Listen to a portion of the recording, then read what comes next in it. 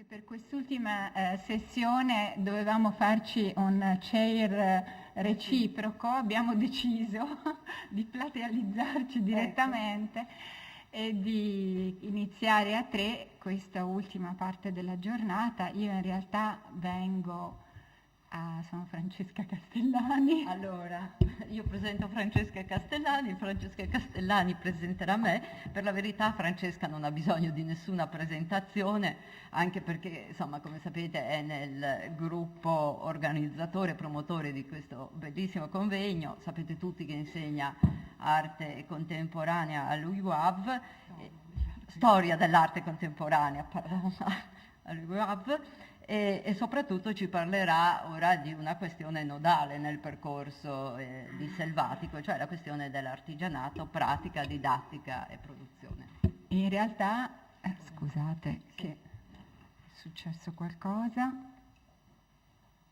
Cos'è successo? È qua. Eccolo. Perfetto, abbiamo una correzione. Sì, in realtà ho detto storia perché mi è capitato di scoprire e di insegnare i fondamenti dell'arte contemporanea, cosa che mi ha un po' turbato, devo ammettere, così erano le diciture. No, in realtà il mio argomento si lega in maniera inscindibile alle cose che ci ha appena detto Luca Giacomelli e va a riprendere e in parte anche, ecco, sicuramente non a chiudere, quello che mi sembra un nodo particolarmente complesso del prisma selvatico. Mi riferisco all'espressione che aveva avuto ieri Massimo Ferretti, particolarmente significativa secondo me alla luce dei discorsi di questi 2 giorni, quello certamente della didattica delle arti cosiddette decorative, attraverso l'esempio concreto, secondo me non a caso l'esito che finalmente Selvatico riesce a ottenere, no? Sotto un certo senso, che è la scuola di disegno pratico e di modellazione e di intaglio.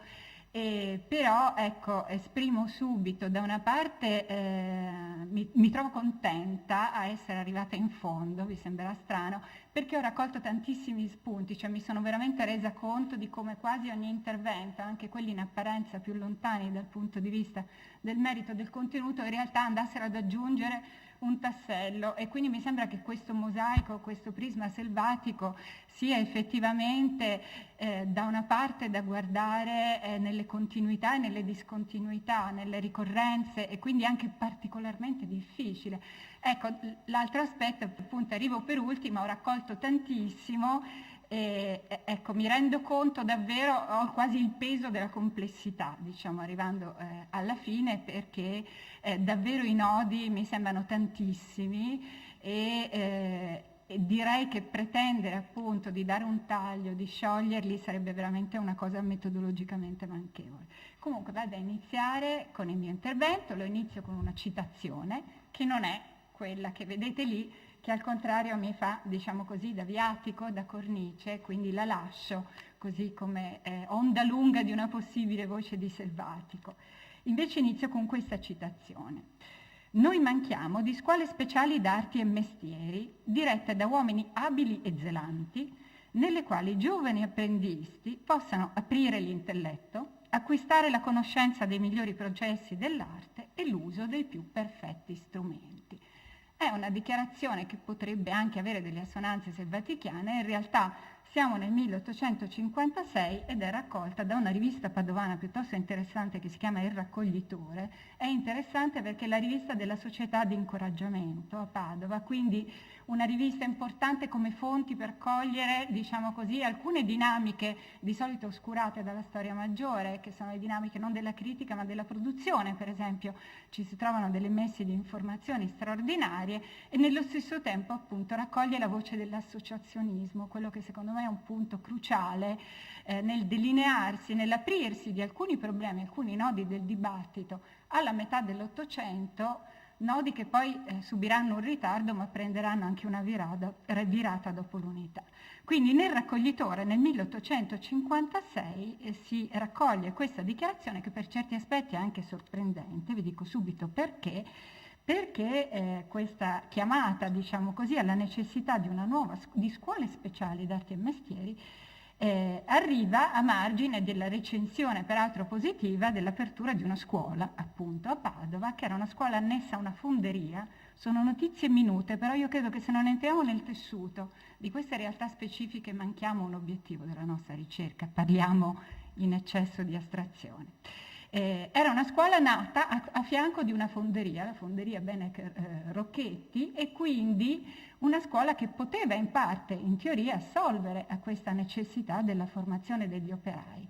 Viceversa, dallo stesso fronte della società di incoraggiamento, che paradossalmente aveva a sua volta delle scuole serali per adulti e operai, quindi a sua volta tentava di assolvere a questo compito, c'era la consapevolezza di un punto fondamentale che mancava, e cioè l'essere da una parte queste scuole o troppo tecniche, cioè legate troppo a una parola che per Selvatico è una parola delicata e chiave, lo dico subito perché anche ricorsa per esempio nella relazione di Luca Giacomelli, l'empiria, cioè l'apprendimento direttamente manuale e non adeguatamente preparato. Questo era uno dei problemi di queste scuole. D'altra parte, su questo polarismo che mi sembra continuo anche nei discorsi sulla formazione in accademia, tra appunto teoria e empiria non pratica, un altro difetto della scuola per esempio di incoraggiamento era quello invece di stradare solo al disegno, quindi alla, diciamo così, alla formazione tra virgolette teorica, e di mancare invece della possibilità di esercitare le mani sotto un maestro.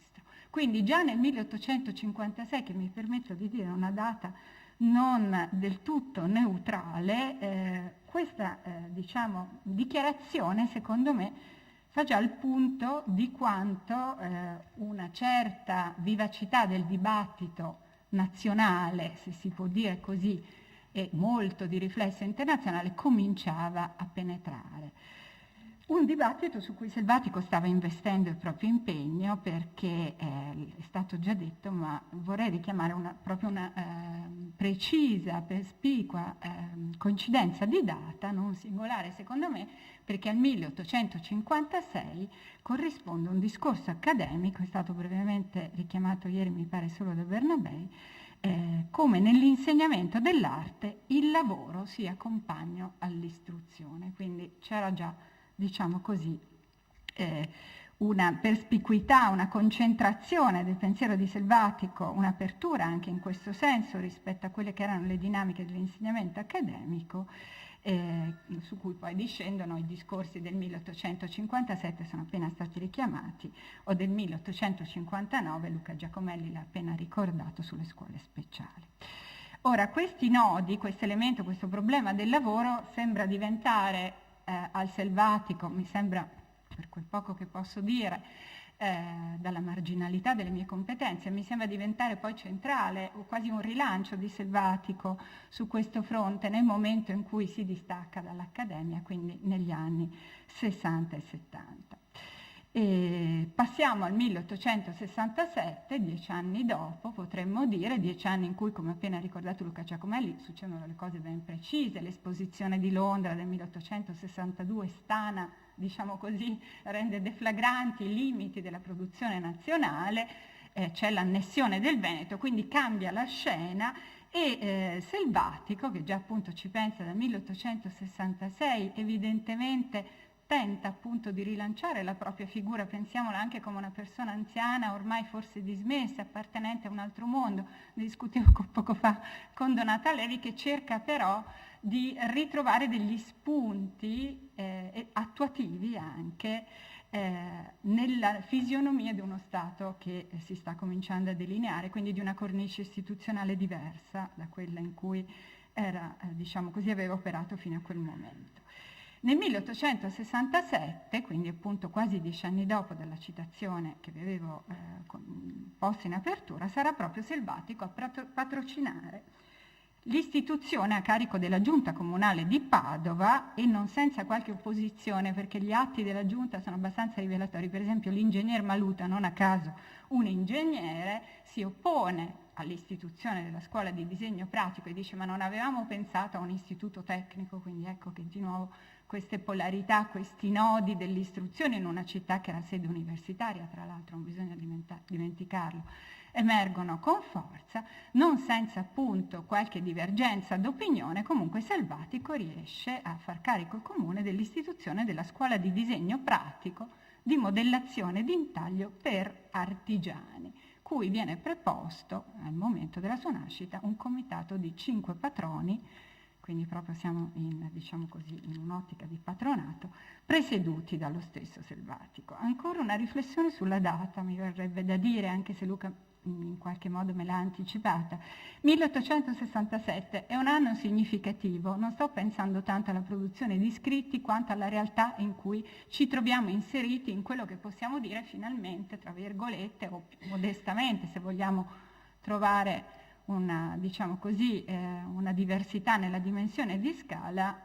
Selvatico vede attuarsi un suo progetto specifico sulla formazione. Il 1867 segna, secondo me, un importante momento di preparazione per determinati appuntamenti, uno per tutti, per la stessa Padova, nel 1869, l'esposizione agricola industriale di Belle Arti.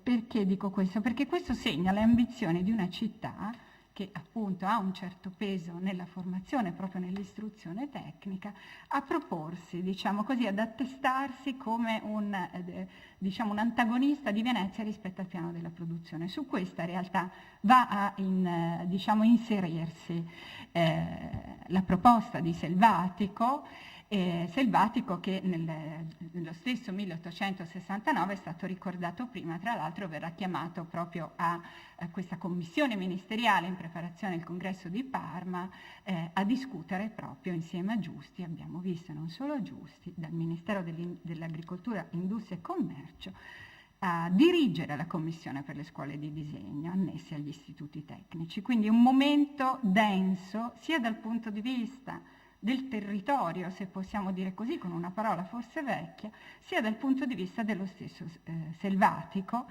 Mi verrebbe da fare altre specificazioni, ad esempio il fatto che anche la specificazione del nome della scuola è significativa, perché non parla di scuola di disegno pratico, ma intende specificare modellazione e intaglio.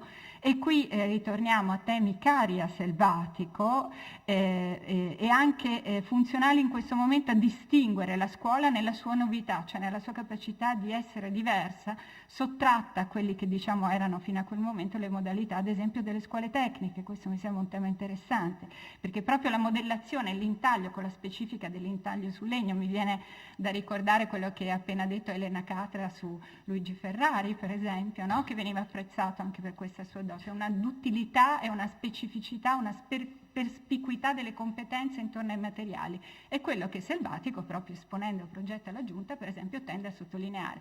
È diversa da tutto quello che c'è già presente a Padova ed è diversa e necessaria rispetto all'ipotesi che invece sponsorizzava Maluta, di una scuola, di un istituto tecnico, perché in questo caso si affianca all'istruzione del disegno anche appunto questa specifica competenza tecnica.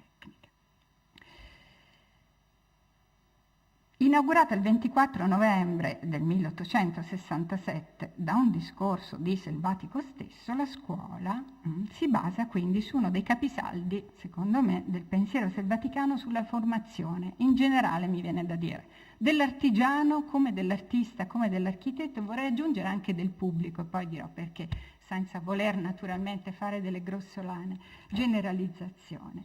Ma mi sembra che questo sia veramente uno dei punti centrali, vale a dire l'affiancarsi, l'ho appena detto, della formazione cosiddetta teorica, ma comunque costitutiva del disegno, alla pratica diretta, adeguatamente esperita, per questo adeguatamente intendo dire con maestri presenti e diciamo che esercitano con il loro esempio direttamente sotto gli occhi dei giovani il mestiere, quindi questa è una cosa importantissima.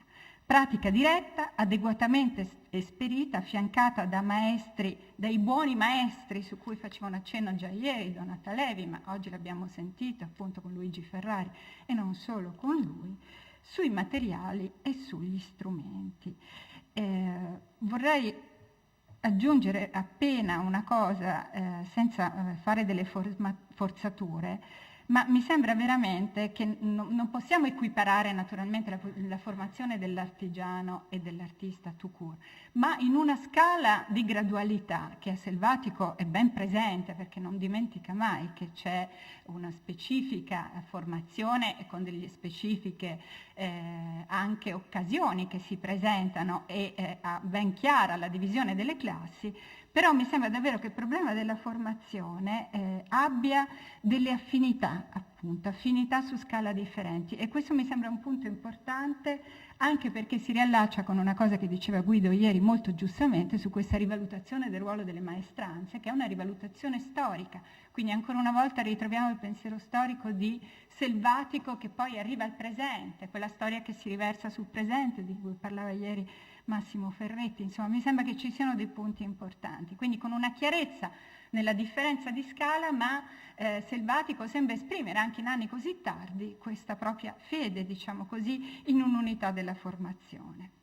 E questa mi sembra una battaglia importante in cui tra l'altro mi viene da sottolineare, sembra fare in questo caso rispetto alle scuole tecniche, al problema dell'istruzione tecnica, Selvatico un percorso affine nell'obiettivo finale è diverso, completamente antitetico negli strumenti, perché nel caso dell'Accademia voleva appunto sottrarre, per esempio nella scuola di scultura, alla pura empiria, no? Quindi instradare la battaglia è per il disegno, in questo caso paradossalmente la battaglia è per sottrarre al puro insegnamento del disegno l'insegnamento tecnico e per ritornare appunto a questa manualità avvertita.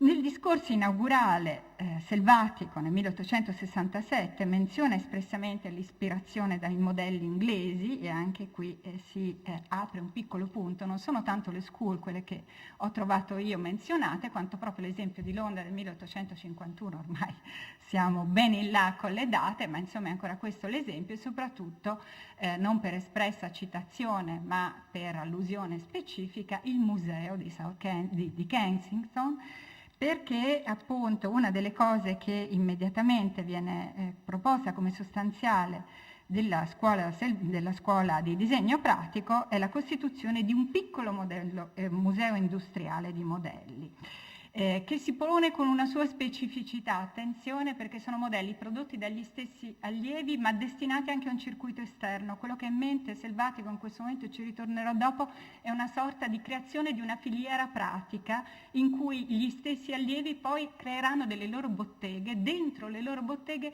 porteranno i modelli, quindi mi sembra una cosa diversa da quello che in realtà propone il modello canonico dei musei industriali.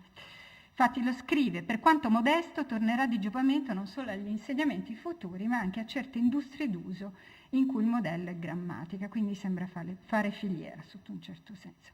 Anche accenna in questo suo discorso inaugurale ad alcuni modelli italiani, Milano, Genova e Torino.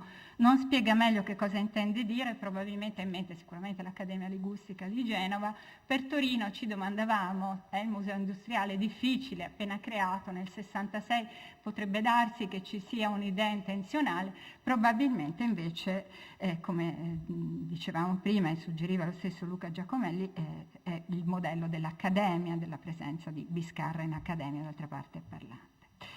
Viceversa la scuola, proprio per queste sue peculiarità, è destinata a fare da modello, è stato in qualche modo ricordato, mi sembra giusto ricordarlo nuovamente, anche grazie all'azione, diciamo così, di ferma pubblicistica, di promozione anche agguerrita di Camillo Boito, per esempio, non solo su Nuova Antologia, ma lo ricorda anche in anni più avanzati su Arte Italiana Decorativa Industriale, no? La scuola che germoglia a Padova, insomma. Sappiamo che Padova diventa un modello, e un modello che vince rispetto a altri, l'abbiamo appena ascoltato nella relazione di Luca Giacomelli. Secondo me è importante ricordarci anche questi, sono dei modelli che vincono e dei modelli che perdono. Una volta tanto sembrerebbe che il modello Selvatico in questo momento, a queste date, non oso andare troppo in là, però sembra fino al 1890 essere il modello che vince. Guglielmo Stella, lo sapete senz'altro, per esempio, quando ricorderà, ne abbiamo parlato prima, quando parla dell'istituzione della scuola di Venezia, ricorda il proprio debito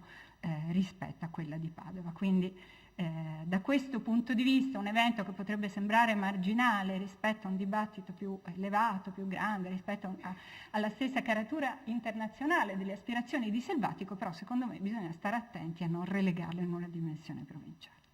Io però non voglio entrare nel merito di quello che succede nella scuola Selvatico, anche se ci sono delle cose molto interessanti, per esempio come sono strutturati i programmi, ma anche le dinamiche, diciamo così, degli stessi assestamenti della scuola rispetto al 1867, tanto per dire, per esempio, all'inizio viene proprio allocata a bottega, possiamo dire così, perché le lezioni si svolgono direttamente nella casa studio del primo e unico maestro al primo anno, che è Natale Sanavio, un altro buon maestro, uno di quegli scultori che sapevano fare tante cose. Quindi dentro lo studio di nuovo mi viene in mente Ferrari, che invece porta lo studio in accademia e diventa bravo maestro. Quindi c'è proprio questa allocazione a bottega, però già per esempio l'anno successivo, tra l'altro, Natale Sanavio insegna disegno a mano libera, a quella data lì ancora siamo al disegno a mano libera e plastica, però si sente subito diciamo così, l'esigenza di affiancare altri maestri. Nel 68 abbiamo geometria e prospettiva, quindi aggiusta subito il tiro, possiamo dire Selvatico, ma soprattutto abbiamo la prima delle officine annesse. Attenzione, perché il sistema delle officine, le chiama così Selvatico, è appunto un elemento cardine di questa unione di pratica, non empiria, pratica e formazione invece parallela, congiunta, coesistente, necessariamente coesistente di disegno.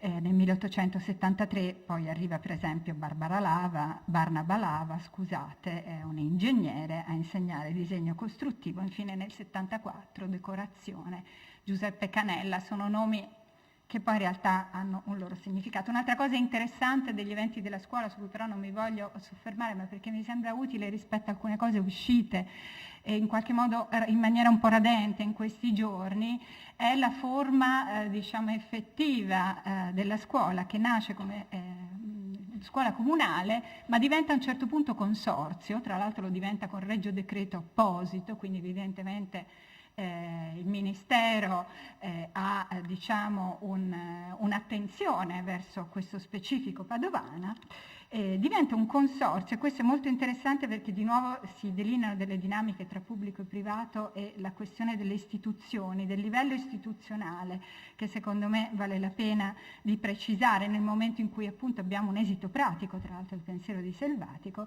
la partecipazione tra il Ministero, che naturalmente è quello dell'agricoltura, industria e commercio, già è stato detto che c'era questa forse nefanda divisione delle competenze, il Comune di Padova, la provincia, la Camera di Commercio, quindi proprio organi deputati alla promozione, quindi vengono sostituiti, diciamo così, i SAVI da appunto un collegio più aperto, e più tardi sarà proprio la società di incoraggiamento, quella che aveva fatto le sue scuole e che appunto con il cui organo aveva aperto ecco la citazione del 56, che interverrà per lo specifico della xilografia. Questa è una cosa interessante, di nuovo penso all'intervento di Tiziana Serena di ieri, quando ci si interrogava su questo valore della diffusione. Sembrerebbe che in questa idea di un governo del sistema della formazione, che si invera attraverso questa porta, che non è una porta di servizio, in fin dei conti, dell'istruzione per gli artigiani, poi si ripropongono alcuni elementi cardine anche di quello che è poi l'educazione visiva, che è un punto importante per il pensiero di Selvatico.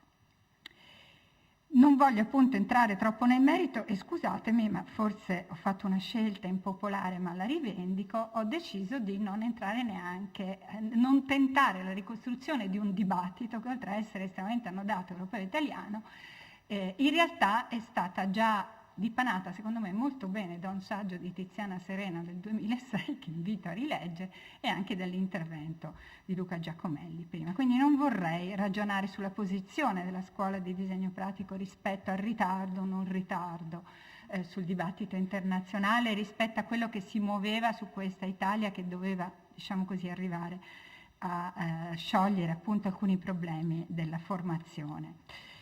Invece scelgo una linea interna, un po' come ha fatto ieri Guido Zucconi, una linea interna Selvatico. Ho provato a farmi le domande giuste, se mi riesce, rispetto a quelle che possono essere delle dinamiche interne, ponendo l'accento, vorrei ritrovare a porre l'accento su alcuni punti che mi sembrano focali, emersi da che cosa? Dai 2 scritti pubblici e quindi militanti, scritti non per se stesso, non dalle lettere, non dagli appunti, non dallo Zibaldone, ma con delle proposizioni pubbliche, gli unici 2 scritti pubblici, appunto, e militanti in questo senso di Selvatico sulla scuola di disegno pratico, che sono appunto il discorso del 1867, un po' ne abbiamo parlato, ma soprattutto, eccola qua, la relazione del 1880, che per certi aspetti mi sembra più interessante perché passa dal piano della dichiarazione di intenti, che è quella dell'apertura di una nuova scuola che in realtà deve farsi, a un'esposizione programmatica degli esiti. E dico programmatica perché Selvatico sembra proprio combattere ulteriormente la propria battaglia con Giusti, non solo con Giusti, dati alla mano, no? Quindi proprio dicendo così è che funziona e l'abbiamo dimostrato. Anche se non è firmata strettamente la relazione, secondo me, è di Selvatico, sia perché vi figura come presidente relatore, quindi in qualche modo avoca a sé, anche perché poi c'è la ricorrenza di alcuni lemmi, se posso permettere di dire così. Uno per tutti, questo quasi come se fosse uno slogan, prendo questa frase: solo cioè poter dar buoni esercenti alle industrie della mano, quel tirocinio scolastico in cui l'istruzione abbia a compagno il lavoro. Come vedete l'idea è molto chiara, ma nello stesso tempo riprende quasi letteralmente proprio il titolo di quel discorso del 1856, che richiamavamo prima. E di questo Selvatico in limine, possiamo dire così, proprio alle soglie della vita, immaginiamocelo anche in questo senso, tra l'altro marginalizzato dalla sua stessa cecità, diciamo in questo modo, con una scrittura differente da quella del 67, più tecnica, più ferma, assomiglia molto di più al trattato del 1872, molto diciamo spogliata di alcune espressività. Però ecco, mi interessano le ricorrenze, ho cercato di individuare le ricorrenze, persino diciamo così quelli che possiamo dire dei comportamenti retorici, perché secondo me sono delle spie. Spie di che cosa? Di quelli che posso anche dire degli atteggiamenti culturali di Selvatico. Lo dico nel senso gombriciano del termine, cioè a tutto campo, un atteggiamento culturale. Il primo, il principale, quindi non soltanto, diciamo così, le posizioni teoriche, ma il modo di proporle. Non so se riesco a essere chiara su questa sfumatura che tutto sommato mi sembra abbastanza importante. Il primo di la prima di queste ricorrenze, questi no, di questi atteggiamenti, l'insistenza su questa necessità sinergica dell'educazione e del disegno affiancata alla formazione pratica e avvertita dei materiali. L'abbiamo appena detto, vi siglo una sola citazione in mezzo alle tante possibili, ma tante sono venute fuori dalle relazioni dei giorni anche di ieri. Premettere la teorica alla pratica, colpa non lieve dell'odierna Italia, questa è la frase sigillo del 1880. Attenzione, la pratica, non l'empiria. Ci tengo perché secondo me lavorare sulla lessicalità, era quello che proponeva ieri Martina Visentina, è una cosa importante che forse dovremmo prima o poi riuscire a fare, perché sono lessicalità non neutrali. E su che cosa è basata naturalmente questa idea di questa combinazione sinergica, inscindibile, innestata, innervata tra pratica e diciamo applicazione avvertita sul modello mito delle botteghe antiche e, vale a dire, torna al discorso dei buoni maestri, una manualità posta in essere, non solo dall'allievo ma prima di tutto dal maestro. Ci sono lunghissimi brani dentro sia lo scritto del 67 che dell'80 di Selvatico che insiste sul fatto che i maestri devono avere il tempo e la presenza per insegnare. Sembra di nuovo di leggere Elena le questioni su Luigi Ferrari, cioè ci ritrovo perfettamente quest'idea di un impegno quasi assoluto di dedizione del maestro. Quindi questa è una cosa molto importante su cui, su suggerimento di Donata Levi, forse appunto andrebbe rivisto un tardivo, ma insomma degli anni 70, forse appunto rileggere di Pugin o di altre come si può dire, di altri suggerimenti teorici. Però ecco, ancora una volta un'illisticalità, mi sembra che emerga da tutto questo atteggiamento, questo nucleo di problemi, in maniera molto forte lo spessore che Selvatico dà, e di nuovo penso agli storici dell'architettura in questo senso, a una parola che mi sembra una parola chiave per lui, che è mestiere. Appunto ripensando schedatura, diciamo così, lemmatica, lessicale su cui lavorava Martina in questo momento, sarebbe bello confrontare diverse definizioni di queste ricorrenze. Io ne ho trovata una nello scritto sugli ammaestramenti delle arti e del disegno nell'Accademia delle Officine del 59 che mi sembra bella, l'esempio attuato sotto gli occhi dell'alunno, cioè questa idea di mestiere, che è l'idea propositiva, no? Quindi proprio una lessicalità importante e secondo me ancora una volta militante di Selvatico, sia pur dall'estremo della vita.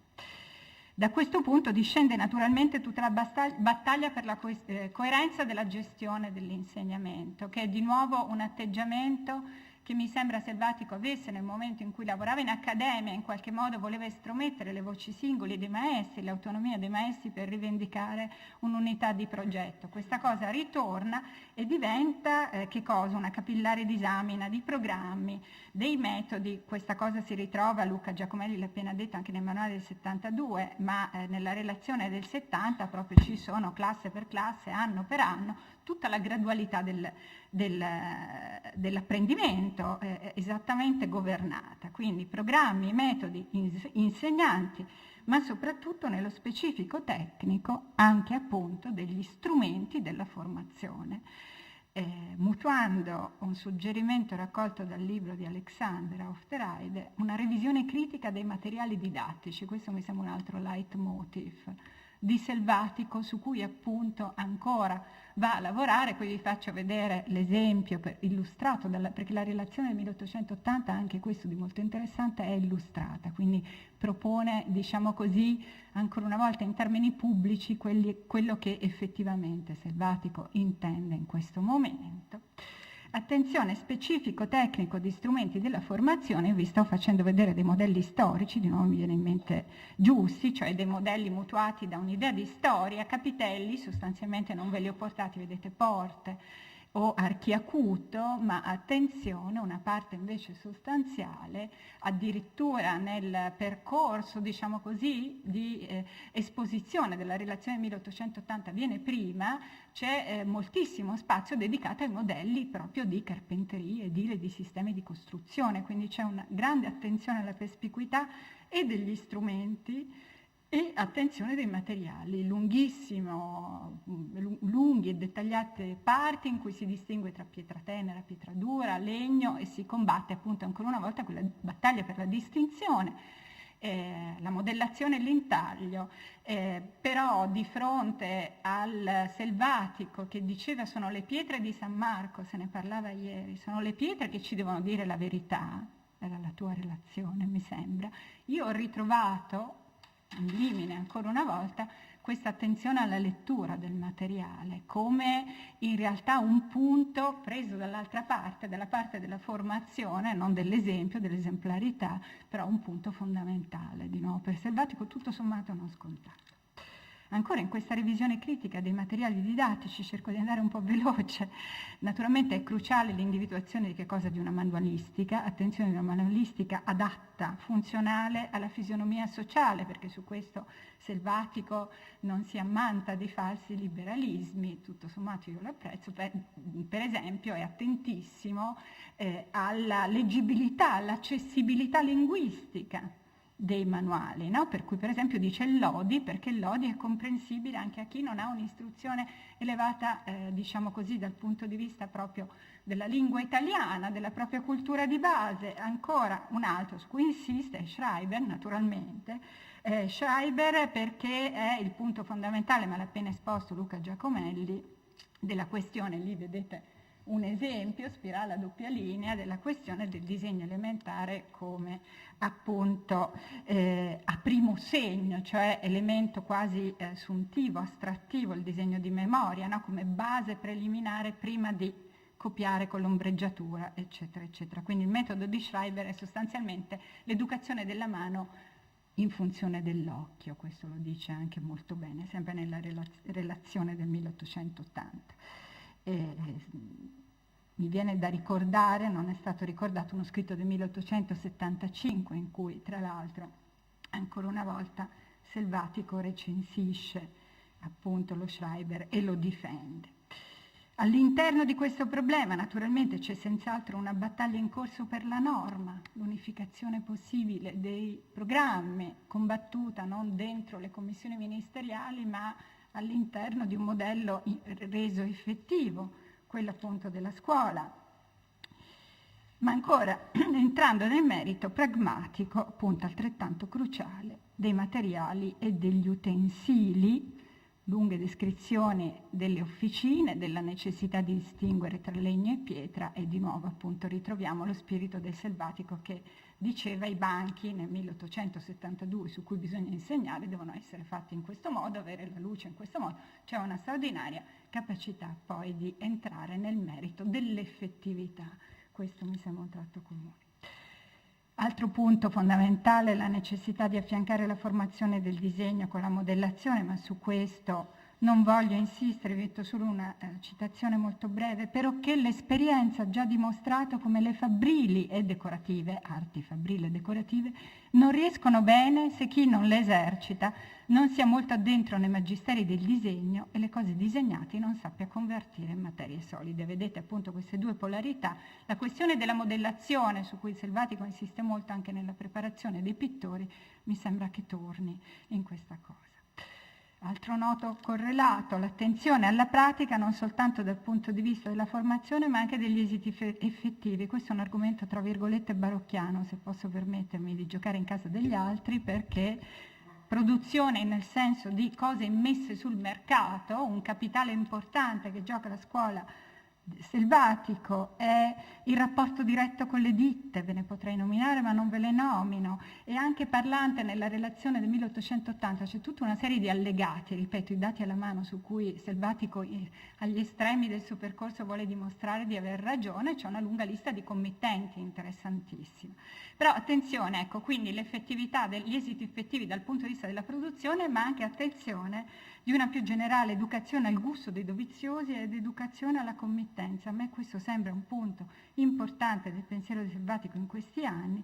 L'educazione del pubblico era già una posta in gioco del pittore storico del 1842, però qui Selvatico sta ragionando sulla necessità di educare in qualche modo la classe dirigente e il capitale di questi stessi anni, 1871, il libro Educhiamo il capitale all'industria, in cui addirittura sostiene il fatto che i giovani delle classi agiate devono fare un percorso similare di formazione, cioè perlomeno essere edotti nel disegno e nella modellazione pratica, altrimenti viene meno quel legame sostanziale, quel suggerimento della maestranza, quel rapporto non secondario, tutt'altro che sussidiario. Secondo me sbagliamo a pensare che Selvatico considerasse appunto la manualità, gli artieri, l'artigianato con un atteggiamento semplicemente paternalistico. Li lascia al posto loro dal punto di vista delle dinamiche economiche e sociali, però crede in un reciproco scambio estremamente fecondo. E quindi ancora una volta aperture interessanti nel senso delle occasioni del lavoro, non solo perché sono occasioni effettive, gli sbocchi di cui già si sentiva parlare oggi per l'Accademia, per gli artigiani, è cosciente della crisi attuale, lo dice Selvatico, ma perché pensa anche alle possibilità, alle necessità, su una sfera più alta, di dotarsi di un patrimonio, di una lingua nazionale. Ancora da edificare, in cui appunto da una parte ci sono i committenti, e questo committente sarà anche le istituzioni, dall'altra gli artigiani, gli operai, le manifatture se ne gioveranno, ma nello stesso tempo in qualche modo si fanno garanti di che cosa? Di una continuità di tradizione. Quindi questo mi sembra veramente un punto importante. Ancora altri atteggiamenti, ma ci scivolo su perché veramente il tempo è pochissimo, anzi è già scaduto, temo. La militanza rispetto al sospetto, rispetto all'eccesso teorico, un atteggiamento argomentativo che porta sempre in minore, anche questo mi sembra far trasparire una certa ideologia, quest'idea anche non asfitica però di una dimensione locale come un radicamento necessario di una comunità, le proprie tradizioni fattive alla storia. Altro elemento importante, la dialettica tra pubblico e privato. Questa è una cosa secondo me sostanziale perché Selvatico chiara la necessità di far uscire da un'idea di bottega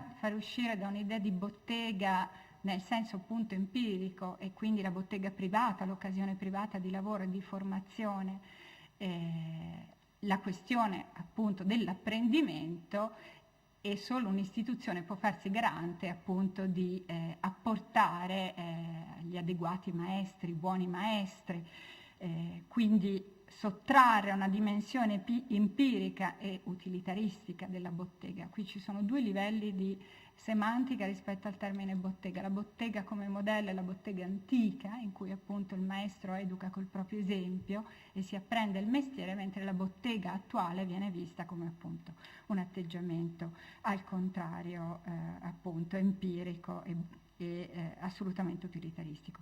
Mi fermo qua, anche se le riflessioni erano tante, solo per lanciarvene a conclusione due. Secondo me tutto questo si può leggere su due assi. Da una parte la continuità, questa è forse la cosa più ovvia con il selvatico precedente, il domandarci appunto se e quanto questi pensieri siano in realtà una ricaduta tardiva. Però dall'altra io vorrei proporre, rispetto a quello che sono stati anche un po' i temi di quest'oggi e di ieri, abbiamo parlato di selvatico tutto sommato ponendo negli anni 40 e 50 la crucialità della formazione dei propri pensieri. Io mi domando se non sia il caso però di rileggere il selvatico degli anni post-veneziani, degli anni 60 e 70, non tanto alla luce delle idee, sotto lo spettro delle idee, che forse appunto non è la domanda giusta, la lente giusta, ma invece rispetto agli esiti, cioè la capacità di ricezione e di ricaduta.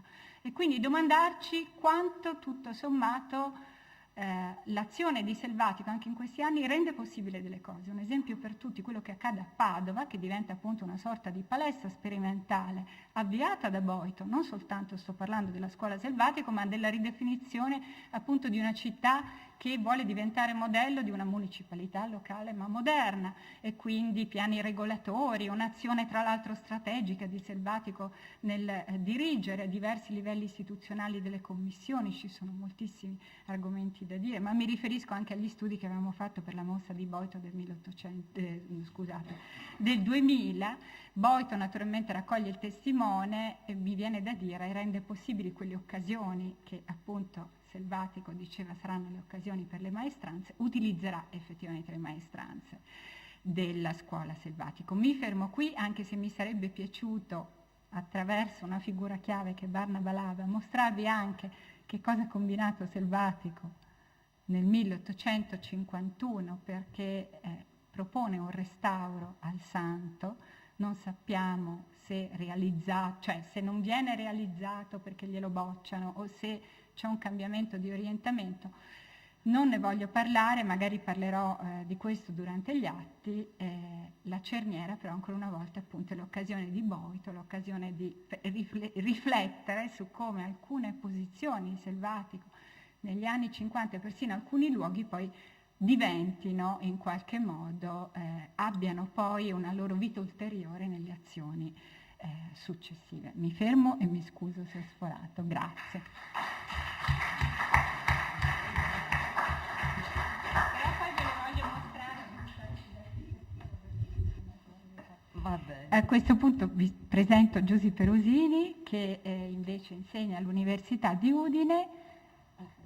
Molto velocemente, scusate, qui si apre in realtà, diciamo così, ancora una volta in un dualismo, l'altra parte del binomio inscindibile per quanto riguarda gli ambiti della trasmissione del sapere, perché appunto si parla di strumenti. Giuseppina Perosini parlerà di Selvatico, il restauro pittorico. Quindi. Bene. Allora, io ringrazio gli organizzatori di avermi sollecitato a approfondire questo tema, perché in realtà mi ha costretto ad arrivare a conclusioni che erano molto diverse dalle mie idee di partenza. E poi, ora naturalmente rispetto al discorso che ha fatto Francesca Castellani dobbiamo tornare indietro, perché per parlare del restauro dobbiamo tornare a parlare del selvatico a Venezia soprattutto. Ecco, quello che ho approfondito in questa occasione è soprattutto la sua attività quando fu direttore dell'Accademia, ed è questa che mi ha dato delle grosse sorprese, perché in realtà l'idea che mi ero fatta inizialmente era di un Selvatico fortemente ostile al restauro, che è quella che emerge dall'educazione del pittore storico odierno italiano.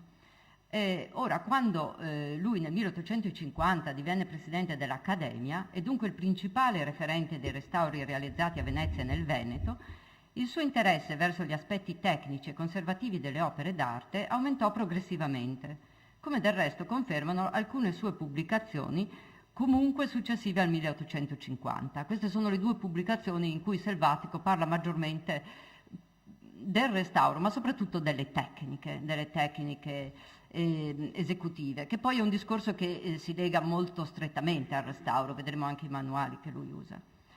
Quello che ho fatto in questa occasione è soprattutto un'indagine sui documenti dell'Archivio di Stato di Venezia, un'indagine che mi è stata enormemente facilitata dai preziosi consigli di Alexander Auterheide, che voglio ringraziare di nuovo, e che spero di integrare poi per gli atti anche con un'indagine sui documenti dell'Accademia. Comunque già da quello che ho visto nei documenti dell'Archivio di Stato, ecco, la prima cosa che emerge è che Selvatico si butta a corpo morto sul restauro, ma adesso vediamo. Allora, fra tali documenti ve ne sono alcuni che a prima vista possono sembrare di scarsa rilevanza, come ad esempio le numerose richieste di rimborso per i viaggi che Selvatico effettuò in provincia per ispezionare i dipinti da restaurare o per collaudare i restauri conclusi. Si tratta di missioni che Selvatico avrebbe potuto benissimo delegare, come talvolta fece, a qualche membro della commissione permanente di pittura, ed il fatto che egli abbia voluto avvocare a sé tali incarichi conferma il suo interesse verso i problemi conservativi.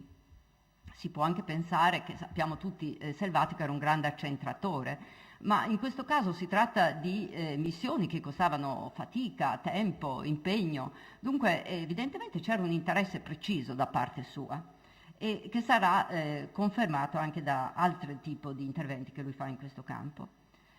Ora, l'iniziale ostilità di Selvatico verso i restauratori era dovuta sia al basso livello dei restauri coevi, sia al fatto che molti collezionisti, anziché acquistare le opere dei giovani artisti contemporanei, comperavano dipinti, fra virgolette, antichi, la cui abbondanza sul mercato era garantita, oltre che dai mercanti più o meno onesti, soprattutto da coppisti, restauratori e falsari.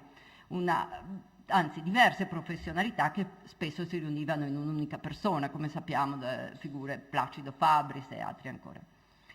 Nel volume del 1842 egli aveva scritto infatti: a rendere più diffusa e radicata nei ricchi questa forsennataggine per gli antichi dipinti cooperano molto alcuni restauratori di quadri, i quali soffiano di continuo in quella ignoranza e ne smungono coi più furbeschi artifizi il denaro. Chi poi conosce un poco di arte deve altamente sdegnarsi ripensando agli impiastricciamenti con cui i più dei restauratori sogliono imbrattare le vecchie tele e tolgono via da esse quel che ancora vi rimane dei loro autori. Nel 1866 quest'ultima frase venne riportata nel manuale del pittore restauratore da Ulisse... Scusate, ho sbagliato, ecco. Nel manuale del pittore restauratore di Ulisse Forni, il quale accusò Selvatico di non voler distinguere i buoni dai cattivi restauratori e notò inoltre che quando era onnipotente in Venezia s'adoprò affinché quell'accademia alla quale egli presiedeva facesse restaurare non pochi quadri della pubblica pinacoteca e parecchi ancora appartenenti a varie chiese, fra cui appunto il celebratissimo San Pietro Martire di Tiziano. Selvatico rispose a questa accusa di Forni precisando che quella dei restauri non era una faccenda devoluta, ecco qua, non era una faccenda devoluta, scusate, stampato troppo in piccolo, devoluta a me, ma ad una commissione permanente, la quale aveva balia di consigliare e vegliare come stimava meglio il restauro dei dipinti pubblici. Se mi fu dato di far sentire la mia voce allora, fu solo per esortare che se ne restaurasse il meno possibile. Dunque Selvatico successivamente, vedete la data, 1870, passato questo periodo di lavoro all'Accademia di Venezia, ricade in questa specie di ostilità verso il restauro che possiamo magari vedere anche dopo. Comunque è una specie di vezzo culturale di critici, restauratori e tanti altri. Tutti parlano male del restauro, salvo poi che ricorrono ai restauratori per i dipinti delle proprie gallerie. Però solo, e questo è il caso anche di Selvatico, quando si trova a dover intervenire, a dover restaurare dei dipinti, allora vediamo che si forma un'altra idea. In realtà, sia dai documenti conservati a Venezia, sia da altri scritti dello stesso Selvatico, contraddicono tale affermazione. In un manoscritto senza data che si conserva ora a Padova, anch'esso di cui sono a conoscenza grazie a Alexander, egli scrisse infatti: «Io, nemico giurato dei restauratori che rifanno i quadri, ammiro e ringrazio quelli che ridonano industrialmente la originalità loro ai dipinti famosi». Questa, in ogni caso, siamo certi che fu l'opinione di Selvatico almeno fra il 50 e il 58, cioè quando egli fu presidente dell'Accademia. Non si spiegherebbero altrimenti le decine e decine di progetti di restauro scritti di suo pugno, come ad esempio quelli per la pala di cima nel Duomo di Conegliano o quello per la tavola dei Previtali a Ceneda, che qui vi mostro. Sono dei manoscritti fatti da Selvatico con una acribia, con una precisione, con una competenza specifica che evidentemente cresce man mano che lui lavora all'Accademia, parla con i restauratori, fa i sopralluoghi, cioè evidentemente lui parte da una generica ostilità per approfondire poi le sue conoscenze. Vedete, è molto preciso. Un'ulteriore conferma dell'importanza che Selvatico attribuì al restauro in questo periodo viene anche da un episodio del 1856, quando egli minacciò le dimissioni poiché la luogotenenza aveva rifiutato di affidargli totalmente la gestione finanziaria dei restauri. Perché sottolineo il totalmente? Perché l'Accademia doveva chiedere presentare un progetto alla luogotenenza e la luogotenenza finanziava quel progetto, mentre lui chiede di avere l'intero importo delle 6.000 lire destinate alla Chiesa povera in gestione direttamente come presidente dell'Accademia. Il 14 maggio 1856 Selvatico aveva chiesto appunto di avere queste 6.000 lire in gestione totale, in modo da rendere più tempestiva l'esecuzione dei restauri ed impedire che venissero assegnati finanziamenti a persone non qualificate, come era avvenuto per il martirio di San Lorenzo di Tiziano. Qui c'è tutta una vicenda per cui la commissione era andata a fare un sopralluogo, aveva scoperto che era stato fatto un restauro non proprio corretto, lo sottopongono questa relazione a Selvatico e Selvatico appunto interviene stimolato da questa vicenda. Il 4 agosto una lettera a firma Marzari, non si capisce bene il nome, notifica seccamente a Selvatico che questo è il San Lorenzo che tutti conoscete, ma l'ho ripresentato perché, come sapete bene, è stato restaurato recentissimamente. Quell'immagine in alto a destra è un'immagine del post-restauro che documenta quello che tutti sappiamo, cioè del disastroso stato di conservazione di questo dipinto. Il 4 agosto, in una lettera, appunto, vi dicevo, firmata da Marzari, della luogotenenza chiaramente, notificava seccamente al Selvatico che tali fondi avrebbero continuato ad essere gestiti dalla luogotenenza e di fronte a tale rifiuto il Selvatico rispose infuriato che dal momento che non lo si riteneva degno di fiducia non gli restava che dimettersi. Dal 1856 Selvatico dà le dimissioni a ripetizione, o le minaccia o le dà, ma insomma chiaramente è il sintomo di un disagio che lui vive all'interno dell'Accademia.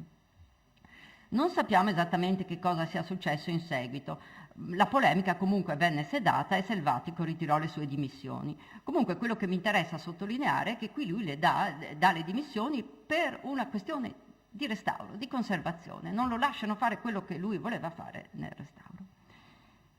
Ma quali erano le teorie e i metodi di restauro di Selvatico? Su quale tradizione tecnica e su quali testi si fondavano le sue conoscenze? Secondo Maria Giovanna Sarti esiste un'evidente continuità fra l'esperienza di Edwards e il periodo immediatamente successivo. A me pare invece che vi sia una profonda cesura, confermata anche dagli scritti della Merrifield. Ecco qua potete leggere, non lo cito, ma potete leggere cosa scrisse la Merrifield. Infatti la morte di Edwards e la fine del laboratorio dei Santi Giovanni e Paolo portarono alla dispersione della straordinaria competenza tecnica acquisita, e ciò è confermato anche dalla scarsa qualità dei restauri realizzati nei primi decenni dell'Ottocento, da restauratori quali Sebastiano Santi, Lattanzio Querena ed altri. Ma poi c'è un altro aspetto che bisogna tenere presente. Questi famosi scritti di Edwards, di cui tutti parlano, in realtà erano dei documenti che stavano negli archivi dell'Accademia, negli archivi della vecchia Repubblica di Venezia. Non erano dei libri che tutti avevano sotto mano. Quindi bisogna anche fare un po' attenzione quando si parla della influenza di Edwards. Peraltro questo è forse l'unico punto in cui non mi trovo d'accordo con quello che ha scritto Maria Giovanna Sarti, che mentre il suo libro sul restauro a Venezia nella seconda metà dell'Ottocento è assolutamente formidabile. Ora, la discontinuità con l'esperienza di Edwards è confermata anche dal disinteresse di Selvatico verso la formazione dei restauratori di dipinti, che era stata invece una delle ultime iniziative di Edwards, il quale nel 1819 aveva steso, come sapete, il progetto per l'istituzione di una formale pubblica scuola per il restauro delle danneggiate pitture. Ma di una tale scuola nessuno parlò più in Italia fino alla nota pubblicazione del Cavalcaselle del 1963. E non se ne parla neppure Selvatico. Va detto tuttavia che nel 1856 il Consiglio dell'Accademia propose l'istituzione di una scuola di restauro del mosaico, non dei dipinti, sotto la direzione del mosaicista Giovanni Moro, un famoso famigerato che poi c'entra anche con Blas, no? Accusato peraltro ingiustamente di furto, eccetera. Vabbè. Che avrebbe dovuto formare 2 restauratori all'anno. Questa iniziativa, tuttavia, venne bloccata dal ministro Fontun, Leo Fontun, poiché a suo avviso la scuola sarebbe stata molto costosa e avrebbe prodotto in breve tempo troppi restauratori. Fontun poi propose di utilizzare il fondo istituito da Francesco Giuseppe nel 1856 per il restauro di San Marco, e così pare sia stato fatto. Tuttavia, se è vero che Selvatico non si pose il problema della formazione, bisogna comunque ricordare che egli cercò di intervenire sulla selezione dei restauratori dei dipinti pubblici.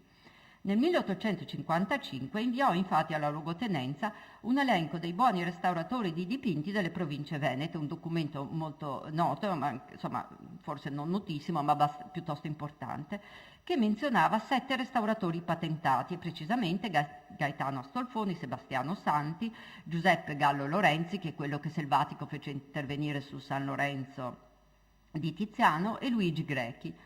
Adesso vi faccio grazia di tutto questo testo, che tra l'altro è comunque molto interessante, ma secondo Selvatico soltanto Andrea Tagliapietra, Paolo Fabris e Antonio Zambler offrivano la garanzia, eccolo qua,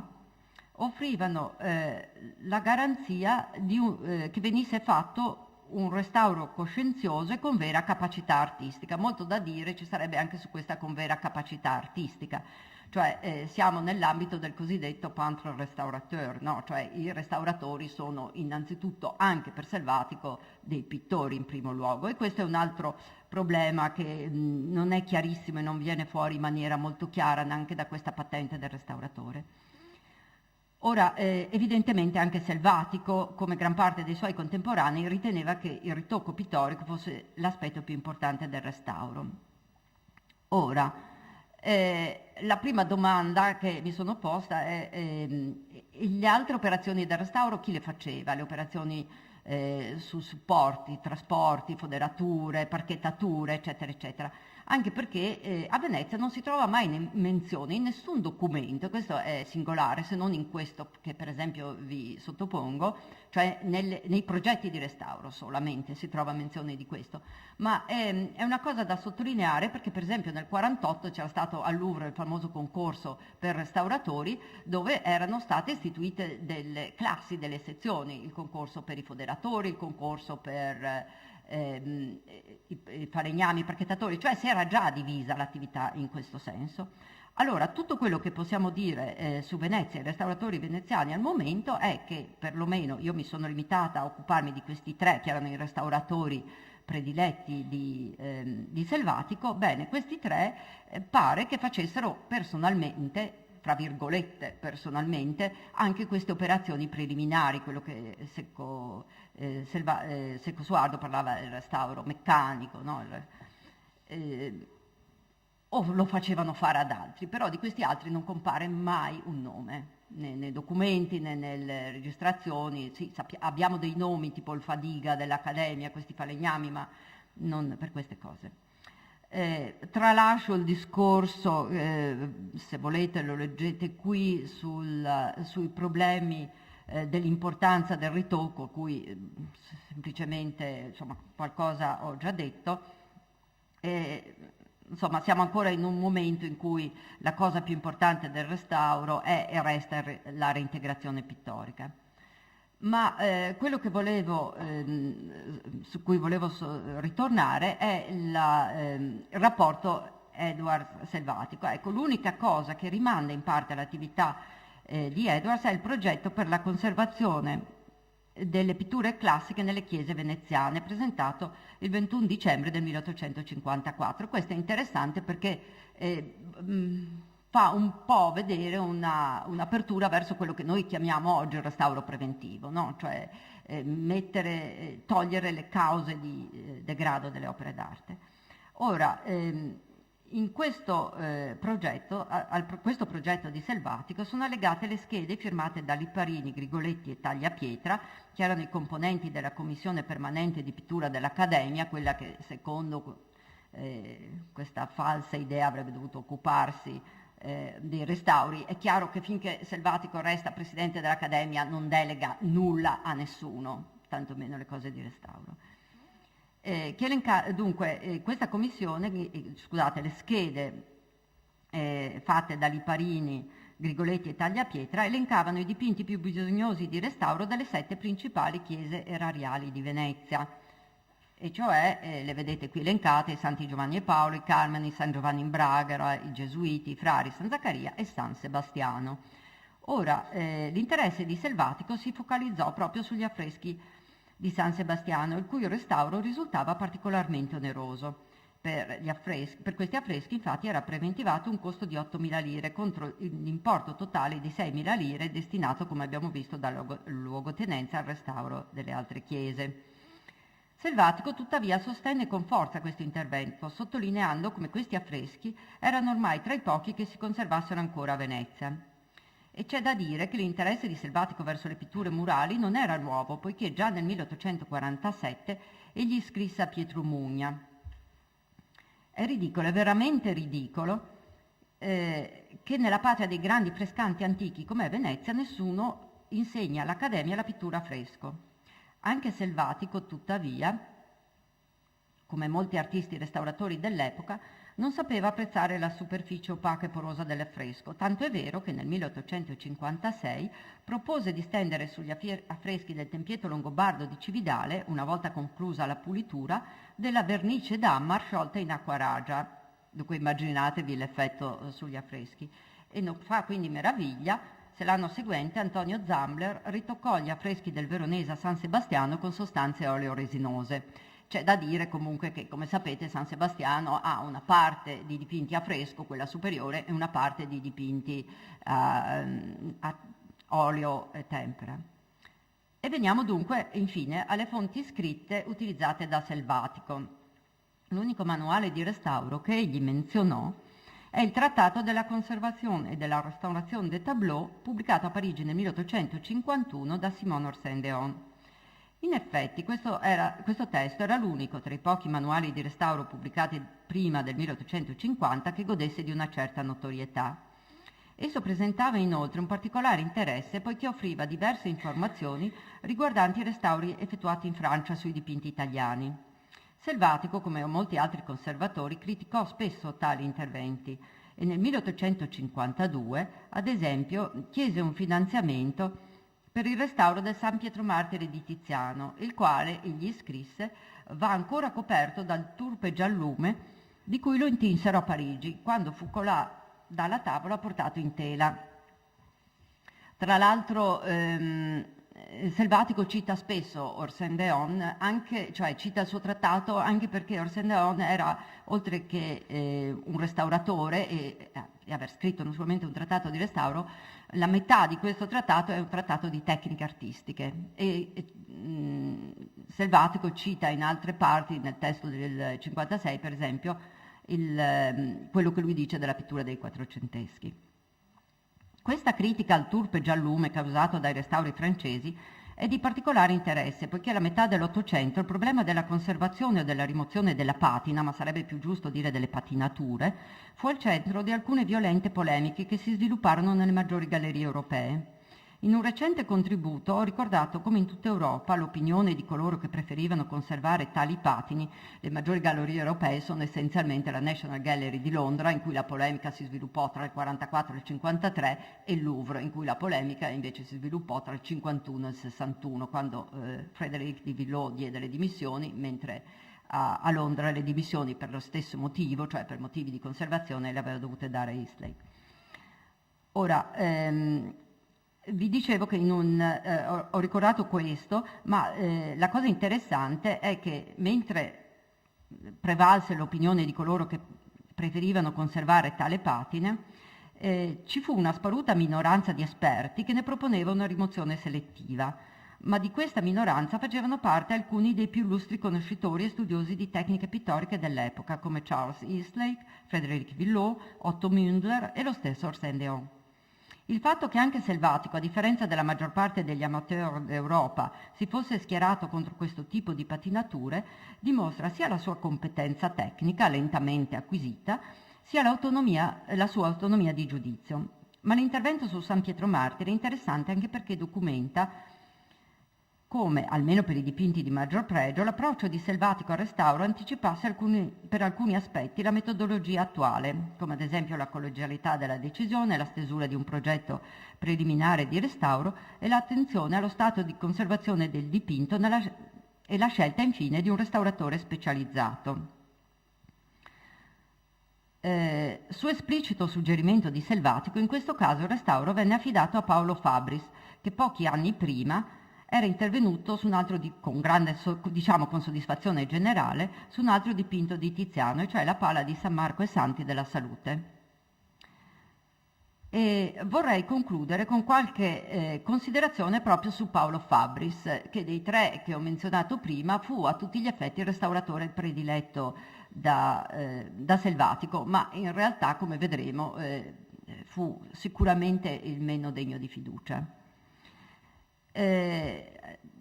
Selvatico infatti aveva affidato a Fabris, oltre a molti dipinti veneziani, fra cui soprattutto dipinti di Tiziano, alcuni fra i più importanti dipinti di Venezia della terraferma. Fra questi ultimi vi fu anche il dipinto di Cima, raffigurante l'incredulità di San Tommaso del Duomo di Portogruaro, di cui il Fabris concluse il restauro nel 1854. Questo intervento è particolarmente interessante perché documenta il comportamento ambiguo di Fabris verso la tutela del patrimonio che egli era chiamato a conservare, in quanto conservatore del Palazzo Ducale dal 1859 e consigliere dell'Accademia di Belle Arti dal 1868. Le vicende della Pala di Portogruaro sono state mirabilmente ricostruite da Martina Visentin, per cui mi limiterò a ricordare soltanto che il Fabris, alcuni anni dopo averne concluso il restauro, funse da mediatore per la vendita del dipinto alla National Gallery di Londra. Ma già le vicende del restauro evidenziano, a mio avviso, il cinismo e l'avidità del Fabris. Egli aveva infatti ricevuto l'incarico di restaurare questo dipinto nel luglio del 1853, ma nell'aprile dell'anno seguente non aveva ancora iniziato il lavoro e quindi chiese una proroga nei tempi di consegna. Selvatico, che lo aveva sempre sponsorizzato, inoltrò tale richiesta alla luogotenenza di Venezia, ma questa volta aggiunse: Fabris è un artista di molta abilità ed ingegno, ma egli, nelle opere pubbliche che gli vengono affidate, lavora così poco e saltuariamente che non è possibile fidarsi mai del tempo che gli stesso prescrive. Piccolo inciso, Selvatico, che come ho già detto, avvocava veramente tutto a sé, decideva tutto, le minute delle relazioni, no delle relazioni, dei progetti di restauro, eccetera, decideva anche i prezzi e praticamente a tutti i restauratori con cui lui ha a che fare impone una riduzione del prezzo richiesto. L'unico con cui non ci riesce mai è Fabris. Addirittura Fabris riesce persino a fargli alzare il prezzo che aveva chiesto inizialmente. Per il restauro di alcuni dipinti del Redentore la vince lui. Selvatico era tostissimo in queste guerre sui prezzi. Vabbè, allora, in realtà queste proroghe consentivano al Fabris di lavorare con più agio per i collezionisti privati e di dedicarsi all'attività di mediatore di opere d'arte. Fu lo stesso Fabris infatti a proporre nel 1856, dunque finisce il restauro nel 54, nel 56 propone l'acquisto della pala di Portogruaro a Otto Münzer, all'epoca agente della National Gallery, ma tuttavia nel 1863 questo primo tentativo di acquisto da parte di Eastlake fallì. Nel 69 il Fabris dovette nuovamente intervenire sulla tavola perché il colore si stava sollevando, anche questa è una di quelle tavole sciagurate. Ma lo stesso anno egli ricevette dal nuovo direttore della National Gallery, William Boxall, 30 sterline che corrispondono, ho fatto la trascrizione, 750 lire austriache, per le sue ricognizioni nelle province venete in cerca di opere per il museo inglese. Ed egli gli propose naturalmente di nuovo l'acquisto della pala di Portogruaro, che nel 1870, grazie anche all'appoggio di Morelli, andò finalmente in porto e la pala fu venduta per 45.000 lire. Fabris quindi, come mediatore, incassò il 10%, ovvero 4.500 lire. Faccio questo arido elenco di cifre perché spiega meglio di qualsiasi commento lo scopo del Fabris. E perché? Perché questo spiega chiaramente la reticenza del Fabris ad assumere il restauro di opere pubbliche, il cui compenso era molto inferiore ai guadagni che poteva ottenere come mediatore. Basti pensare che la percentuale ricavata dalla vendita della pala di Portogruaro era 4 volte superiore all'importo corrisposto ai cosiddetti restauratori patentati, quindi i migliori restauratori che c'erano a Venezia, per l'intervento sui capolavori della pittura veneziana, come il Bellini di San Zaccaria, che venne pagato al tagliapietra 1.200 lire, o San Pietro Martire di Tiziano, restaurato dal Fabris per 1.000 lire. Vorrei concludere fugando ogni possibile sospetto sull'eventuale connivenza di Selvatico con simili operazioni, anche se va detto che l'Accademia di Venezia non si oppose sempre a queste vendite come avrebbe potuto o dovuto. Nel 1867 Selvatico scrisse infatti: purtroppo, ho molto tagliato, ma insomma per far venire fuori il senso, purtroppo è da un pezzo che in Italia si vendono dai privati allo straniero preziosi capolavori d'arte ed il più gran male è scorgersi nelle chiese di provincia, dove si trovano molti preziosi dipinti che vengono venduti allo straniero con la scusa di ricavare i denari per le cosiddette opere pie. E ciò fu esattamente quello che successe a Portogruaro, dove i soldi ricavati dalla vendita di questa pala servirono per ristrutturare e ampliare l'ospedale della cittadina. Grazie.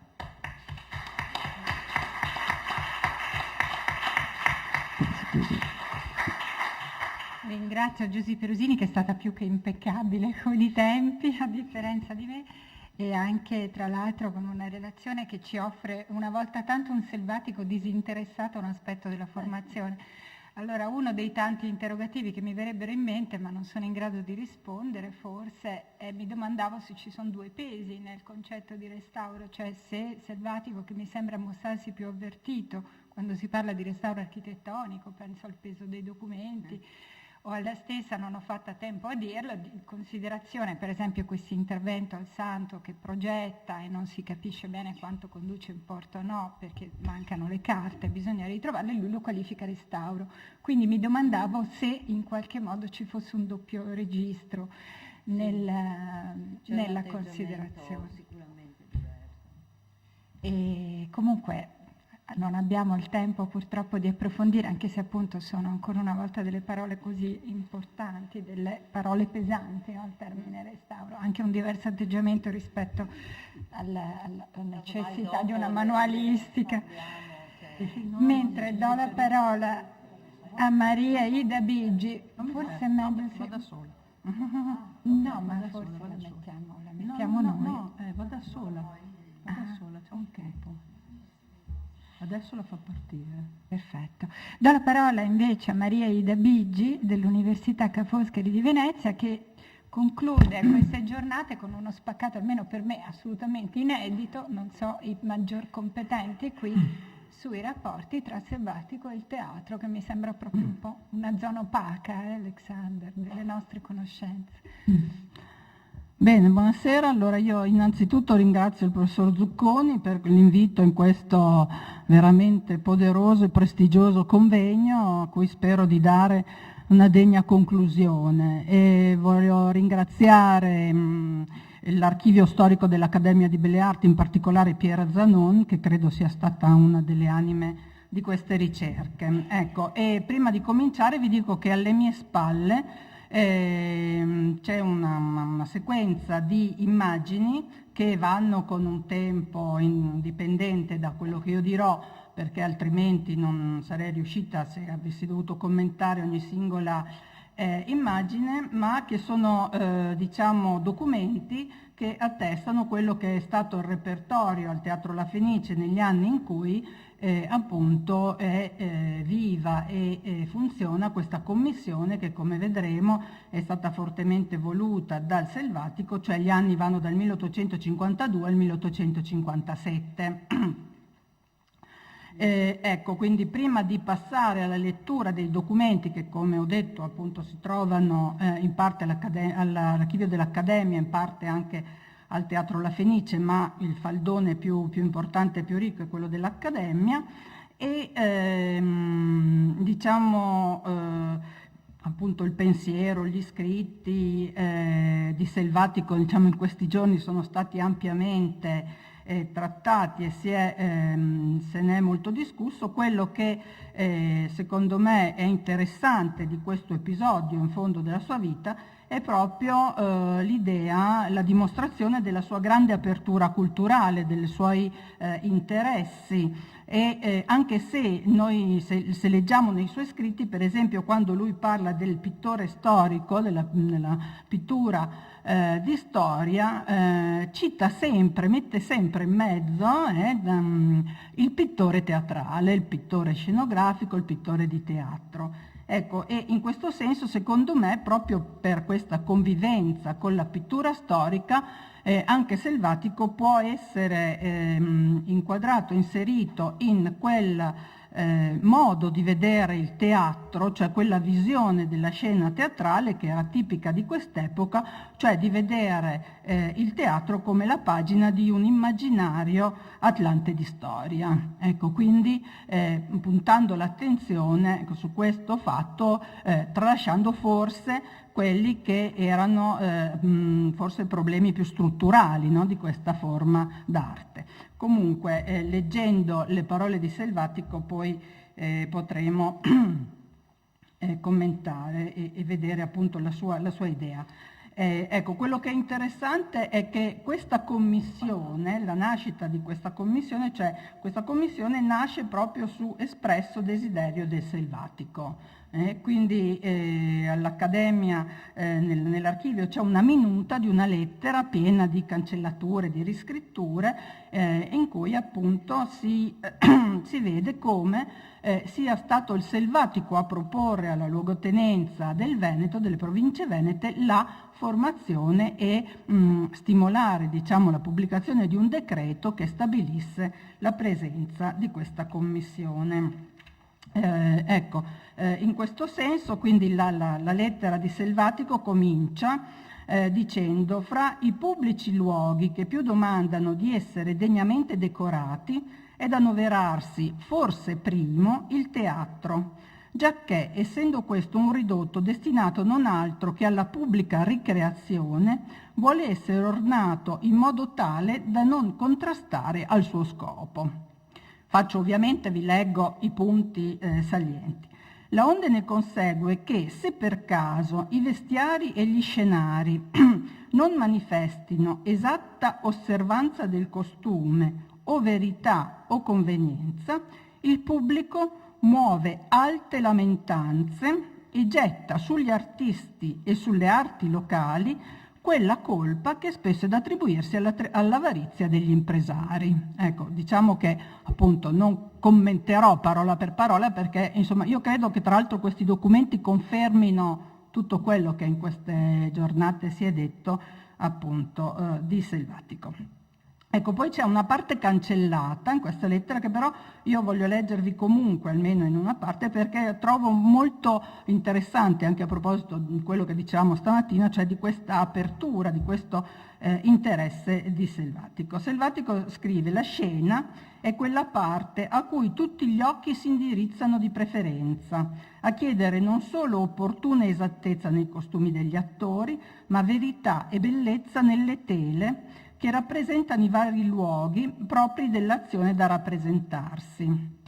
La onde, va bene, si avviene che simili tele si manifestino strumentalmente dipinte. Ecco, quindi il Gonzaga, il Selvatico sembra qui citare proprio dei testi e degli scritti, e mi viene in mente qui il Gonzaga che nel suo libro La musica degli occhi appunto dice che a teatro ci si va con gli occhiali, con le orecchie, ma ci si va soprattutto con gli occhi e con gli occhiali, in quanto la componente visiva e figurativa della rappresentazione teatrale è altrettanto importante appunto di quello che può essere il testo, la narrazione o la musica nel caso dell'opera in musica. E il Selvatico continua dicendo appunto che queste lagnanze molto di frequente sono mosse dai forestieri, quindi dagli spettatori colti e forestieri, rispetto ai quali appunto gli scenari dei principali teatri di Venezia, ma in particolare di quelli della Fenice, sono, come è ragionevole, verso i quali hanno maggiori esigenze, proprio perché più alta è la misura del dispendio all'ingresso e più rinomato è questo teatro, dice Selvatico, proprio perché è degno di Venezia, cioè questo teatro viene considerato e preso appunto ad esempio al luogo in cui appunto l'arte di Venezia si esprime attraverso la scenografia, e anche, siccome questa lettera ovviamente è indirizzata all'esponente del governo, Selvatico sottolinea anche il fatto che il governo dà un generoso dispendio alla presidenza teatrale affinché ogni anno, ogni stagione, lo spettacolo riesca decorosissimo. Ecco, quindi appunto il Selvatico lamenta il fatto che la presidenza del teatro deleghi completamente l'impresario nella gestione, diciamo, oltre che nella scelta appunto del repertorio, quindi dei cantanti, dei musicisti, ma anche dell'aspetto iconografico che invece secondo Selvatico doveva essere controllato preventivamente. E infatti lui dice il problema è proprio perché non c'è nessuna sorveglianza artistica esercitata sul pittore che produce appunto queste scenografie. E Selvatico appunto sostiene che vi sono a Venezia valenti esponenti di scenografia, ma che quindi dell'arte scenografica, ma che non vogliono impegnarsi nel lavoro della Fenice o in generale dei teatri perché appunto sono inferiormente retribuiti. E sostiene anche questa sua tesi dicendo che oltre al danno, diciamo, di vedere brutte scene, c'è anche il danno, un altro danno, un ultimo danno, dice, è dato dal fatto che i giovani prospettici che esistono pure in questa città, che sono allievi della nostra accademia, si dedicherebbero volentieri alle scenografie se vi trovassero il pane, che quindi non si adoperano ad applicarsi in questa arte perché appunto è pagata poveramente.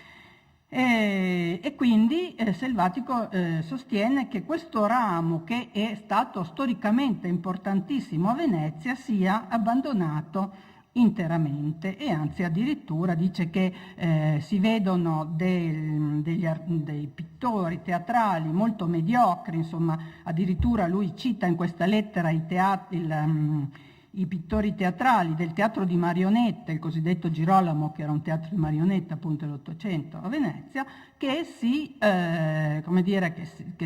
dedicano a fare le scenografie al San Benedetto, proprio perché appunto gli artisti che potrebbero farlo non lo fanno.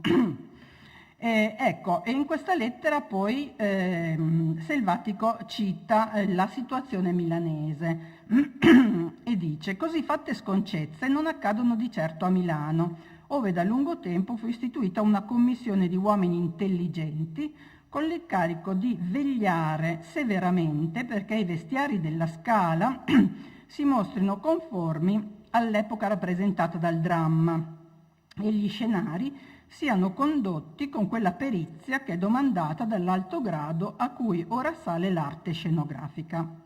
Ecco, qui si potrebbe fare un commento, nel senso che sappiamo che a Milano già dal 1843 era attiva questa commissione che doveva sovrintendere al vestiario e agli scenari sia della Scala che della Canobiana. E ci sono lettere, ci sono addirittura degli stampati in cui sia Hayez che San Quirico, che facevano parte di questa commissione, davano suggerimenti, criticavano sia i costumi che le scene. Ma dall'altra parte noi sappiamo anche che in realtà i teatri milanesi non erano per niente così perfetti, anzi ci sono lettere che attestano che le scenografie della Scala erano storte, cioè che dopo la morte di San Quirico, o meglio non la morte, il ritiro di Alessandro San Quirico dalla scenografia della Scala, che è avvenuto nel 1832, il Cavallotti che è venuto dopo di lui e anche il Peroni che lavorava in questi anni 50 avevano notevoli difficoltà nel realizzare le scenografie. Quindi diciamo che questa commissione appunto esisteva già dal 1943 a Milano e continuerà anche dopo. Per esempio sappiamo che nel 1861-62 sarà diretta da Camillo Boito, però questo non vuol dire che questa commissione garantisse, come dire, la qualità delle scene che venivano messe in atto in questi teatri. Ecco, anche perché probabilmente, come vedremo appunto nel corso di questa lettura, la commissione, diciamo, dà un parere, interviene sugli schizzi e sulle dipinture del materiale teatrale, però forse non conosce la realtà teatrale. Come vedremo poi in una lettera che Giuseppe Bertoia scriverà alle autorità del teatro e quindi indirettamente anche al Selvatico, dimostrando come appunto la pittura teatrale debba essere soggetta a delle regole che non sono quelle della pittura semplicemente. Ecco, comunque continuo con questa prima, diciamo, questo primo documento appunto che attesta il desiderio di Selvatico di formare questa commissione.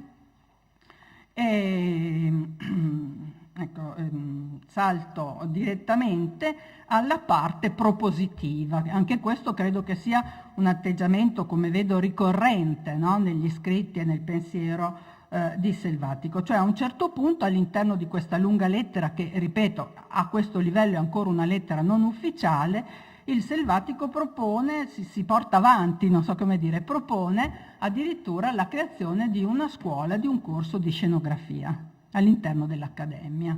Ecco, apro una velocissima parentesi: un corso dedicato alla scenografia non ci sarà nelle accademie italiane fino ai primi del Novecento. A Milano è nel 1923 che si fonda la scuola di scenografia, e a Venezia addirittura, mi sembra, quello che è negli anni 60 del Novecento. Quindi diciamo qui possiamo sottolineare, come dire, anche il fatto che Selvatico si trova veramente all'avanguardia nel proporre un corso di studi dedicato a questa figura professionale. Ecco, infatti scrive sempre al delegato del governo, cioè la mancanza di una buona istruzione dei giovani perché diventino abili scenografi. Codesta istruzione non può essere data che da maestri incontestabilmente buoni e col mezzo del tirocinio pratico. Ecco, quindi ci ricolleghiamo proprio a quello che hai appena detto. L'Accademia avrebbe l'obbligo di ben avviare i giovani a qualsiasi ramo dell'arte e dovrebbe quindi anche usare per la scenografia quando ne avesse i mezzi. E quindi qui, diciamo, passa a vendere la sua merce o a proporre la sua merce. Dice: l'Accademia di Venezia conta nel suo corpo insegnante 3 valenti scenografi, innanzitutto il professor Bagnara, espertissimo per lungo esercizio, come sappiamo appunto Bagnara dal 1820 al 1839 sarà l'unico scenografo del Teatro La Fenice, poi si ritirerà proprio nel 1939 per fare il docente all'Accademia. Poi cita il professor Moia, tante volte lodato quando ebbe l'avventura di condurre gli scenari nel Teatro di San Benedetto, e il professor Zanotti, Callisto Zanotti, appunto più volte citato, dice che ancora non poté prodursi in tal ramo, ma che so valentissimo anch'egli. Ecco, poi qui fa una proposta che trovo molto divertente appunto per questo discorso della teoria della pratica. Dice: tutti e 3 questi insegnanti potrebbero essere incaricati di condurre, aiutati dai migliori loro alunni, 2 scenari per cada uno, e codesta luogotenenza non avrebbe che a ritenere sulle cifre che ella fornisce alla Presidenza della Fenice la somma che fosse stimata congrua per questi 6 scenari. Quindi fa già tutti i suoi conti, organizza già tutto. Così, dice, i giovani avrebbero modo di esercitarsi nei tirocini pratici e lo spettacolo avrebbe almeno fornito ogni anno di 6 buoni scenari, giacché ciascuno degli insegnanti sarebbe mosso a mostrare le valenze dei suoi allievi e la propria, e da tal nobile iniziativa verrebbe in futuro pure ad avere giovani alunni appunto dedicati agli studi della scenografia. Ecco, quindi proprio già un bel programma fatto appunto che potrebbe anche fornire al teatro un allestimento scenico. Ecco, velocemente, diciamo subito dopo questa lettera, il 15 dicembre, viene scritto cioè il Selvatico riceve appunto una lettera in cui si dice che il governo è d'accordo nell'istituire questa commissione e chiede già a Selvatico di passare subito a proporre i professori o comunque i soci dell'Accademia che avrebbero potuto partecipare a questa iniziativa, far parte di questa commissione, e Selvatico proprio non passa neanche una settimana che già risponde nel tenermi sommamente onorato che si sia trovata opportuna la mia proposizione, gli manda già appunto i nomi dei professori e dice: per quello che aspetta i vestiari, quindi i costumi, mi paiono convenienti il professor Lipparini e il professor Zandomenighi, il primo perché assai perito nei costumi del Medioevo, il secondo perché ricco di molte cognizioni anche sul costume antico e pratico da molti anni nei modi, insomma, per aver disegnato figurini in altre occasioni. Per quello che riguarda gli scenari, invece, propone appunto i 3 valenti scenografi che abbiamo appena nominato, Moia, Bagnara e Zanotti. Il commissario gli aveva chiesto anche di chiedere la disponibilità di questi professori, lui dice: sì, gliel'ho già chiesto, ho già anche parlato con i miei colleghi della commissione di ornato, i quali ritengono necessaria questa commissione, cioè questo controllo verso gli scenari. E, insomma, quindi velocissimamente, prima della fine dell'anno, il 29 dicembre, addirittura troviamo una lettera indirizzata al conte Altan, che all'epoca era il presidente del Teatro La Fenice, in cui appunto la luogotenenza comunica la formazione di questa commissione e quindi questo incarico, diciamo, che viene dato al Selvatico e all'Accademia di controllare questa parte dello spettacolo. Tra l'altro è abbastanza divertente perché in questa lettera che la luogotenenza scrive al teatro sono quasi riportate letteralmente le frasi che Selvatico aveva messo nel suo progetto, nel suo diciamo, nell'idea iniziale.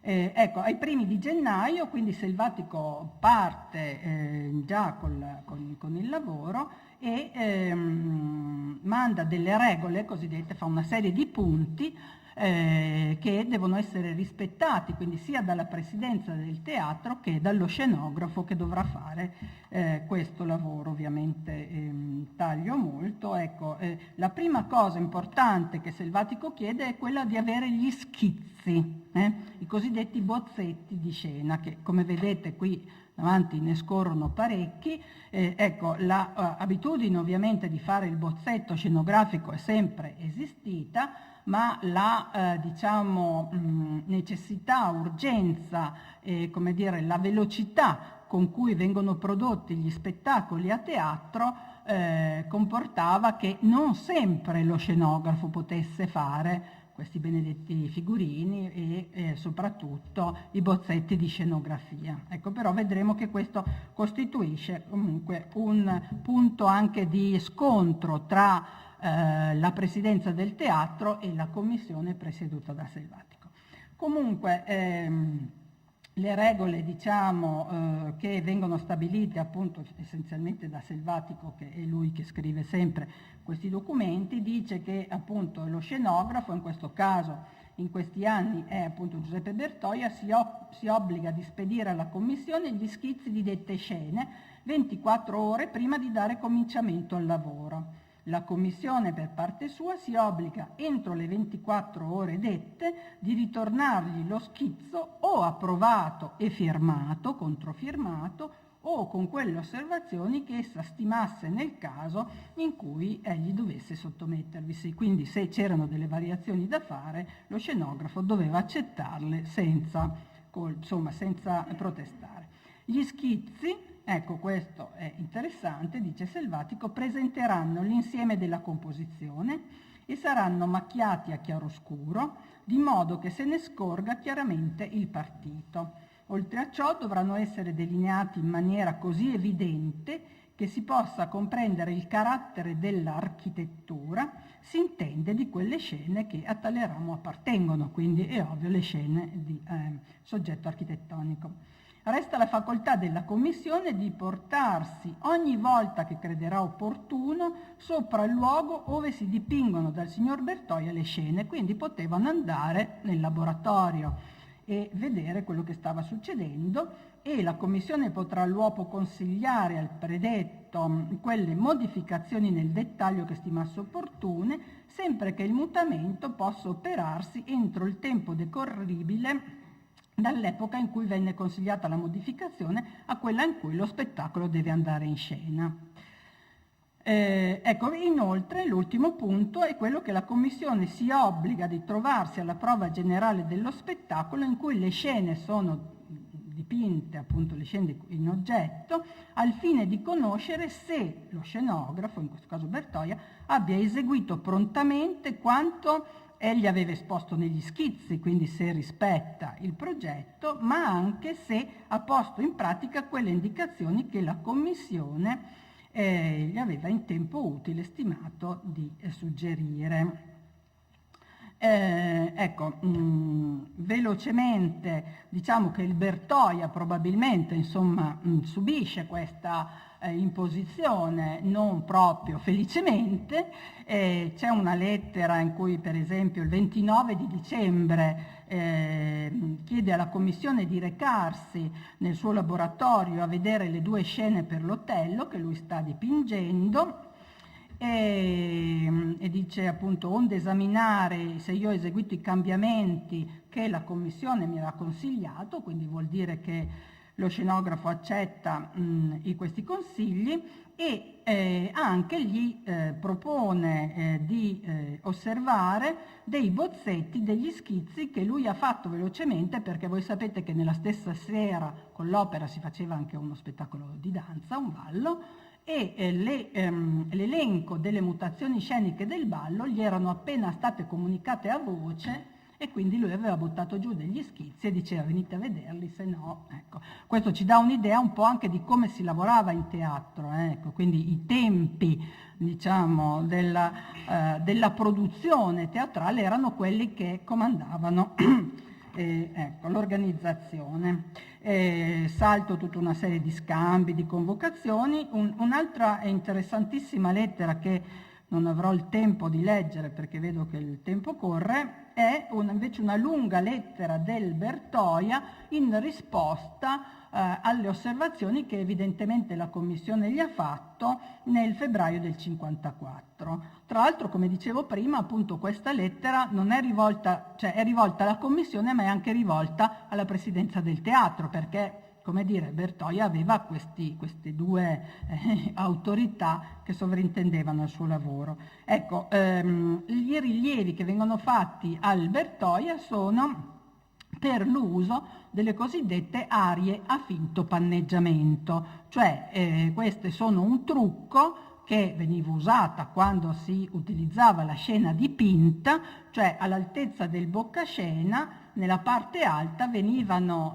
messe delle tele dipinte che simulavano un panneggio. Perché? Per chiudere la parte alta della scenografia, dell'ambientazione, perché altrimenti da un punto di vista diciamo prospettico, di rispetto delle leggi prospettiche, non si sarebbe potuto,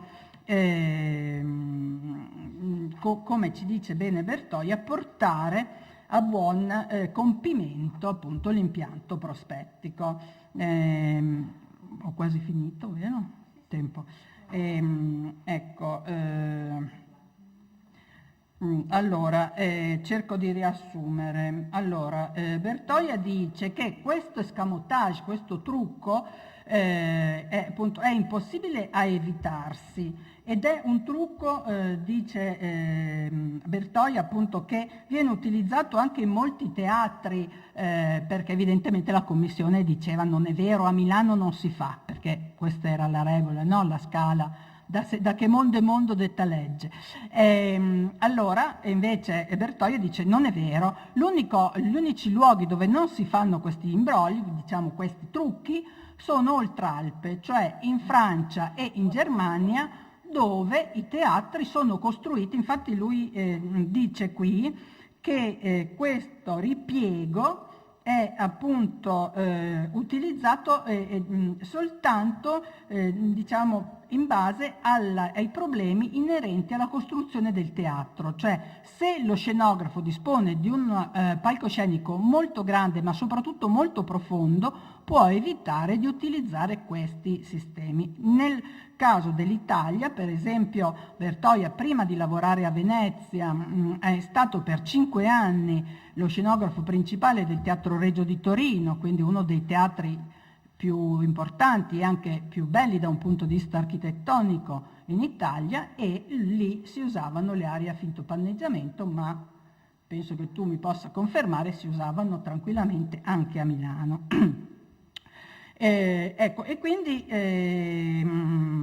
vi leggo solo questa parte. Ecco, per la parte artistica, perché poi appunto Bertoia dice che quando è possibile, come per esempio nella scena del Giardino del Trovatore, proprio perché era una scena lunga, lui dice una scena a tutto teatro, quindi molto profonda, lui non ha usato le aree a finto panneggiamento, quindi quando ha potuto l'ha fatto, però vuole ribattere a questa critica anche da un punto di vista artistico. Quindi dice: per la parte artistica dirò che, volendo escludere affatto le aree a finto panneggiamento, converrebbe abbandonare qualunque punto accidentale e rinunciare così al gioco di linee che ci offre più di ogni altro questo genere di prospettiva, il più adatto al teatro, poiché è impossibile che il soffitto si unisca col fondo e con le quinte senza che ne risultino i più grossolani sbagli di architettura e di prospettiva. Perciò ogni scena dovrebbe avere una parete che fosse parallela all'asse dell'occhio, e converrebbe che il punto fosse sempre nel mezzo o pressoché nel mezzo. Così pure dovrebbersi abbandonare tutte quelle piante ottagone, circolari, poligone, poiché queste non si potrebbero adattare ai soffitti che fossero in relazione col resto della scena e che rispondessero alle leggi dell'arte in maniera che tutte le piante si ridurrebbero a dei parallelogrammi rettangoli e quindi ne risulterebbe una monotonia ben peggiore che il rilievo dei finti panneggiamenti. Poi aggiunge che per tutte quelle scene di architettura, dice ancora, capisco, si possono mettere, no, i celetti, i cosiddetti celetti che simulano i pezzi di scena, ma per quelle scene come le marine, le piazze, insomma tutte quelle scene che hanno l'aria, dice l'effetto che si otterrebbe mettendo appunto una serie di celetti che raffigurano un cielo, dice comporterebbe veramente una evidenza di questa struttura insomma non funzionale e che quindi dice proprio sarebbe un disastro da un punto di vista estetico, e quindi dice che le aree a finto panneggiamento sono state usate da San Quirico da Perego, ma va anche indietro citando fino ai Gagliari, i Sevesi e i Bibiena, e in effetti dai bozzetti che noi conosciamo sappiamo che questi usano questi trucchi, insomma è normale in teatro. Ecco, il mio tempo è scaduto, quindi chiudo dicendo soltanto che la commissione è riuscita nel 1955 a far mandare via uno scenografo che era Giuseppe Tencalla, perché evidentemente questo era proprio un cane e in effetti non ci sono bozzetti, non ci sono disegni, quindi non possiamo giudicare. Però poi Selvatico a un certo punto, a cominciare dal 56, comincia a staccarsi molto da questa commissione, anche perché da quello che si capisce appunto dalle lettere è la stessa presidenza che giustifica in qualche modo lo scenografo quando non presenta i bozzetti scenici alla commissione, proprio perché, come vi ho detto, cioè il teatro ha sempre questa urgenza di tempo, urgenza di andare in scena. E quindi vi leggo solo queste poche citazioni dagli scritti di Selvatico, dove appunto dice che non è pensabile, non è concepibile che si possa appunto dipingere una scenografia senza prima averne fatto il bozzetto.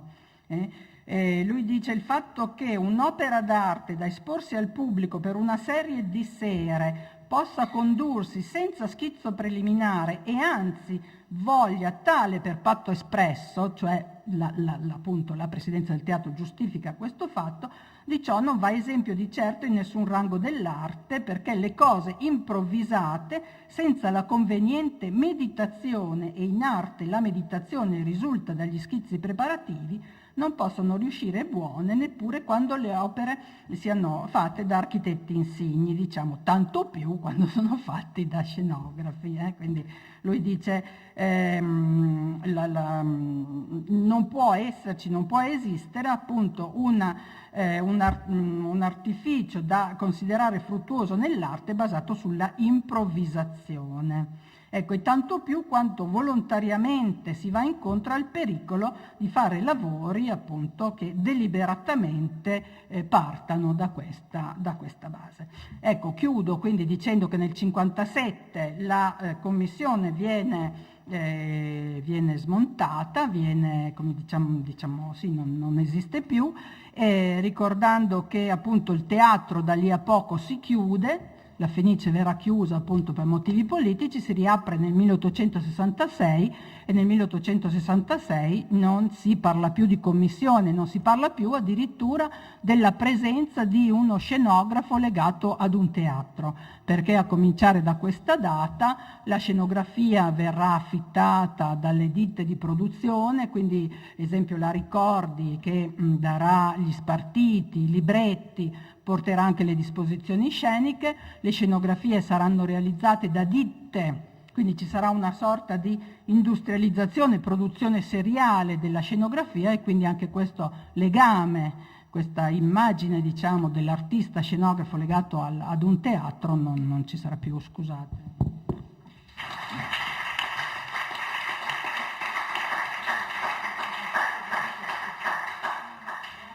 Biagi, che oltre secondo me appunto a aggiungere un tassello al mosaico complesso selvatichiano, in realtà poi ancora una volta offre la possibilità di meditare su questa azione a tutto campo abbastanza impressionante a livello di gestione istituzionale del selvatico in questi anni, con i relativi fallimenti per certi aspetti, però anche abbastanza impressionante. Era una cosa che non sono riuscita a dire prima, ho solo accennato. Tende a poi individuare un entourage preciso che mette colloca in questa scacchiera, con l'eccezione di Lipparini, che sembrerebbe, non so, forse gli rifila la scenografia perché gli vuole levare la classe di pittura, non lo so. I personaggi che vuole eliminare dall'Accademia. Era un pensiero. Ad esempio, che Bagnara nell'agosto del 51 viene completamente distrutto da Selvatico, il che risponde a Vienna e alla fine è costretto a dimettersi dall'insegnamento di paesaggio in accademia. E lo stesso Zandomeneghi, e quindi quelli che maltrattano l'Accademia li risiste. Non è così, cioè, secondo me quelli lì sono i professori che lui ha in accademia e quelli lì devi mettere, non è che li vuole riciclare in scenografia, perché di fatto questa commissione si riunisce 2 volte l'anno, cioè non è vero che li vuole, questi sono i professori che lui ha all'accademia, cioè quelli che si occupano di questa materia. Nelle relazioni ufficiali a Vienna prima proprio li smonta uno per uno e poi appunto qualche anno dopo rifà gli stessi nomi, quindi anche proprio a Vienna cerca in qualche modo di risalvarli, mandandoli e trovandogli un posto in teatro. Almeno dalle carte manoscritte si legge questo.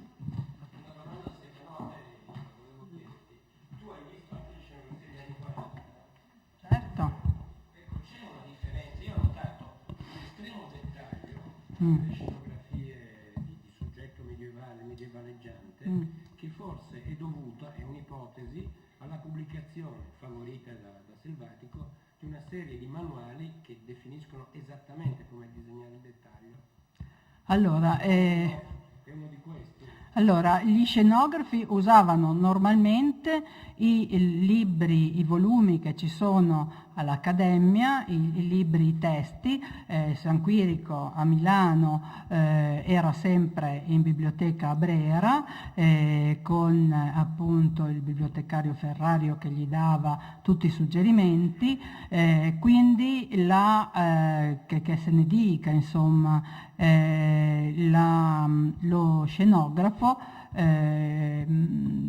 autonomamente si preparava e studiava queste cose. Io nei disegni, questi qui che vi ho fatto vedere di Bertoia, non trovo un lavoro di dettaglio maggiore di quanto per esempio Bertoia non faceva tra il 40 e il 45 al Teatro Regio di Torino, dove ha prodotto dei disegni straordinari, bellissimi, ma ripeto, il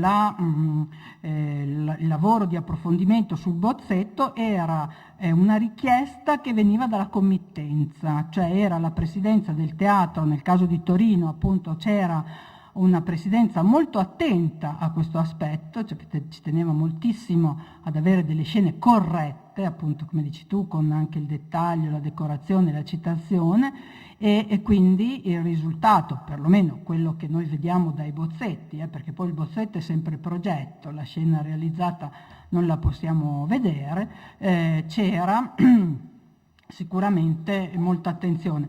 Poi detto questo, sicuramente in questi anni il Bertoia è stato costretto anche un pochino dalla commissione a produrre un materiale di un certo livello. Non so se ci sono altri spunti, perché appunto poi in realtà le relazioni da tantissimo, noi siamo stanchi, però penso, non lo so, anche a questa attenzione economica così avvertita, no? Che si vede nella gestione dei prezzi, l'abbiamo visto anche oggi quando si parlava dell'iniziativa dell'Accademia, ma anche questa attenzione agli sbocchi, insomma ci sono effettivamente tante ricorrenze.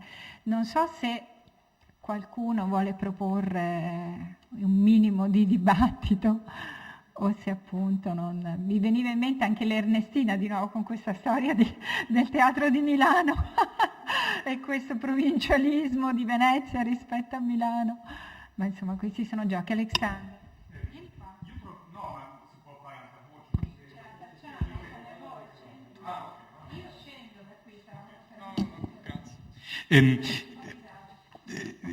Io ho trovato molto stimolante l'intervento di Luca Giacomelli, che ha chiarito a me delle cose che io, trovandomi all'interno della foresta, non riuscivo a vedere, cioè insomma vedevo solo alberi.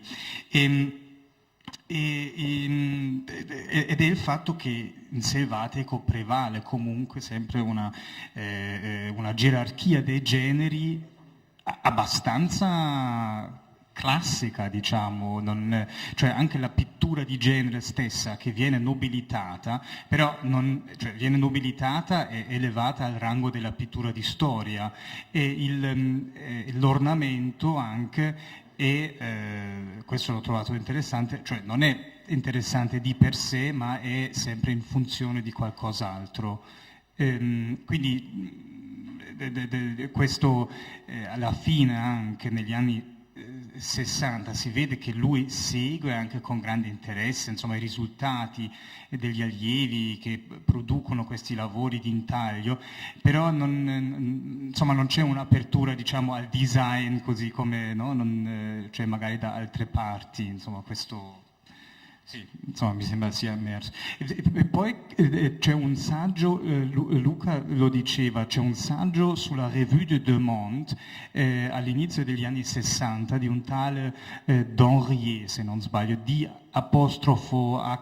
Henriet, che parla proprio del modello inglese, e lì si capisce che che tutta Europa guardava, insomma, questo modello di riferimento, e cioè questo articolo veniva citato dappertutto, di questo, insomma,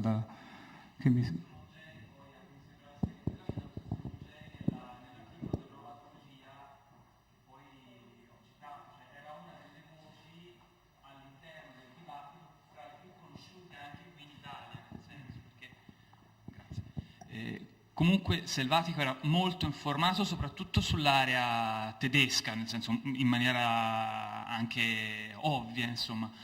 Dal punto di vista francese però il dibattito sembra più conosciuto anche a livello degli altri interlocutori, mentre in realtà anche per esempio Giusti da quel punto di vista lì era meno avvertito, insomma. Lui cita spesso Viollet-le-Duc, ma perché Viollet-le-Duc aveva parlato di lui nel 67 durante l'esposizione, quindi dal punto di vista critico erano certamente più avvertiti gli altri su quello che stava succedendo che non tanto appunto Giusti stesso. E Henriet, Laborde, tantissimi, insomma Selvatico si rifà molto anche a questo, appunto al côté francese, per ricavare per esempio sulla Laborde. È impressionante il fatto che proponga un programma di studi del disegno di 2 ore al giorno, di classi di 2 ore al giorno di disegno, che è poi quello esattamente che passa nel testo del 1872, quindi proprio, cioè, è abbastanza palmare questo contatto, insomma.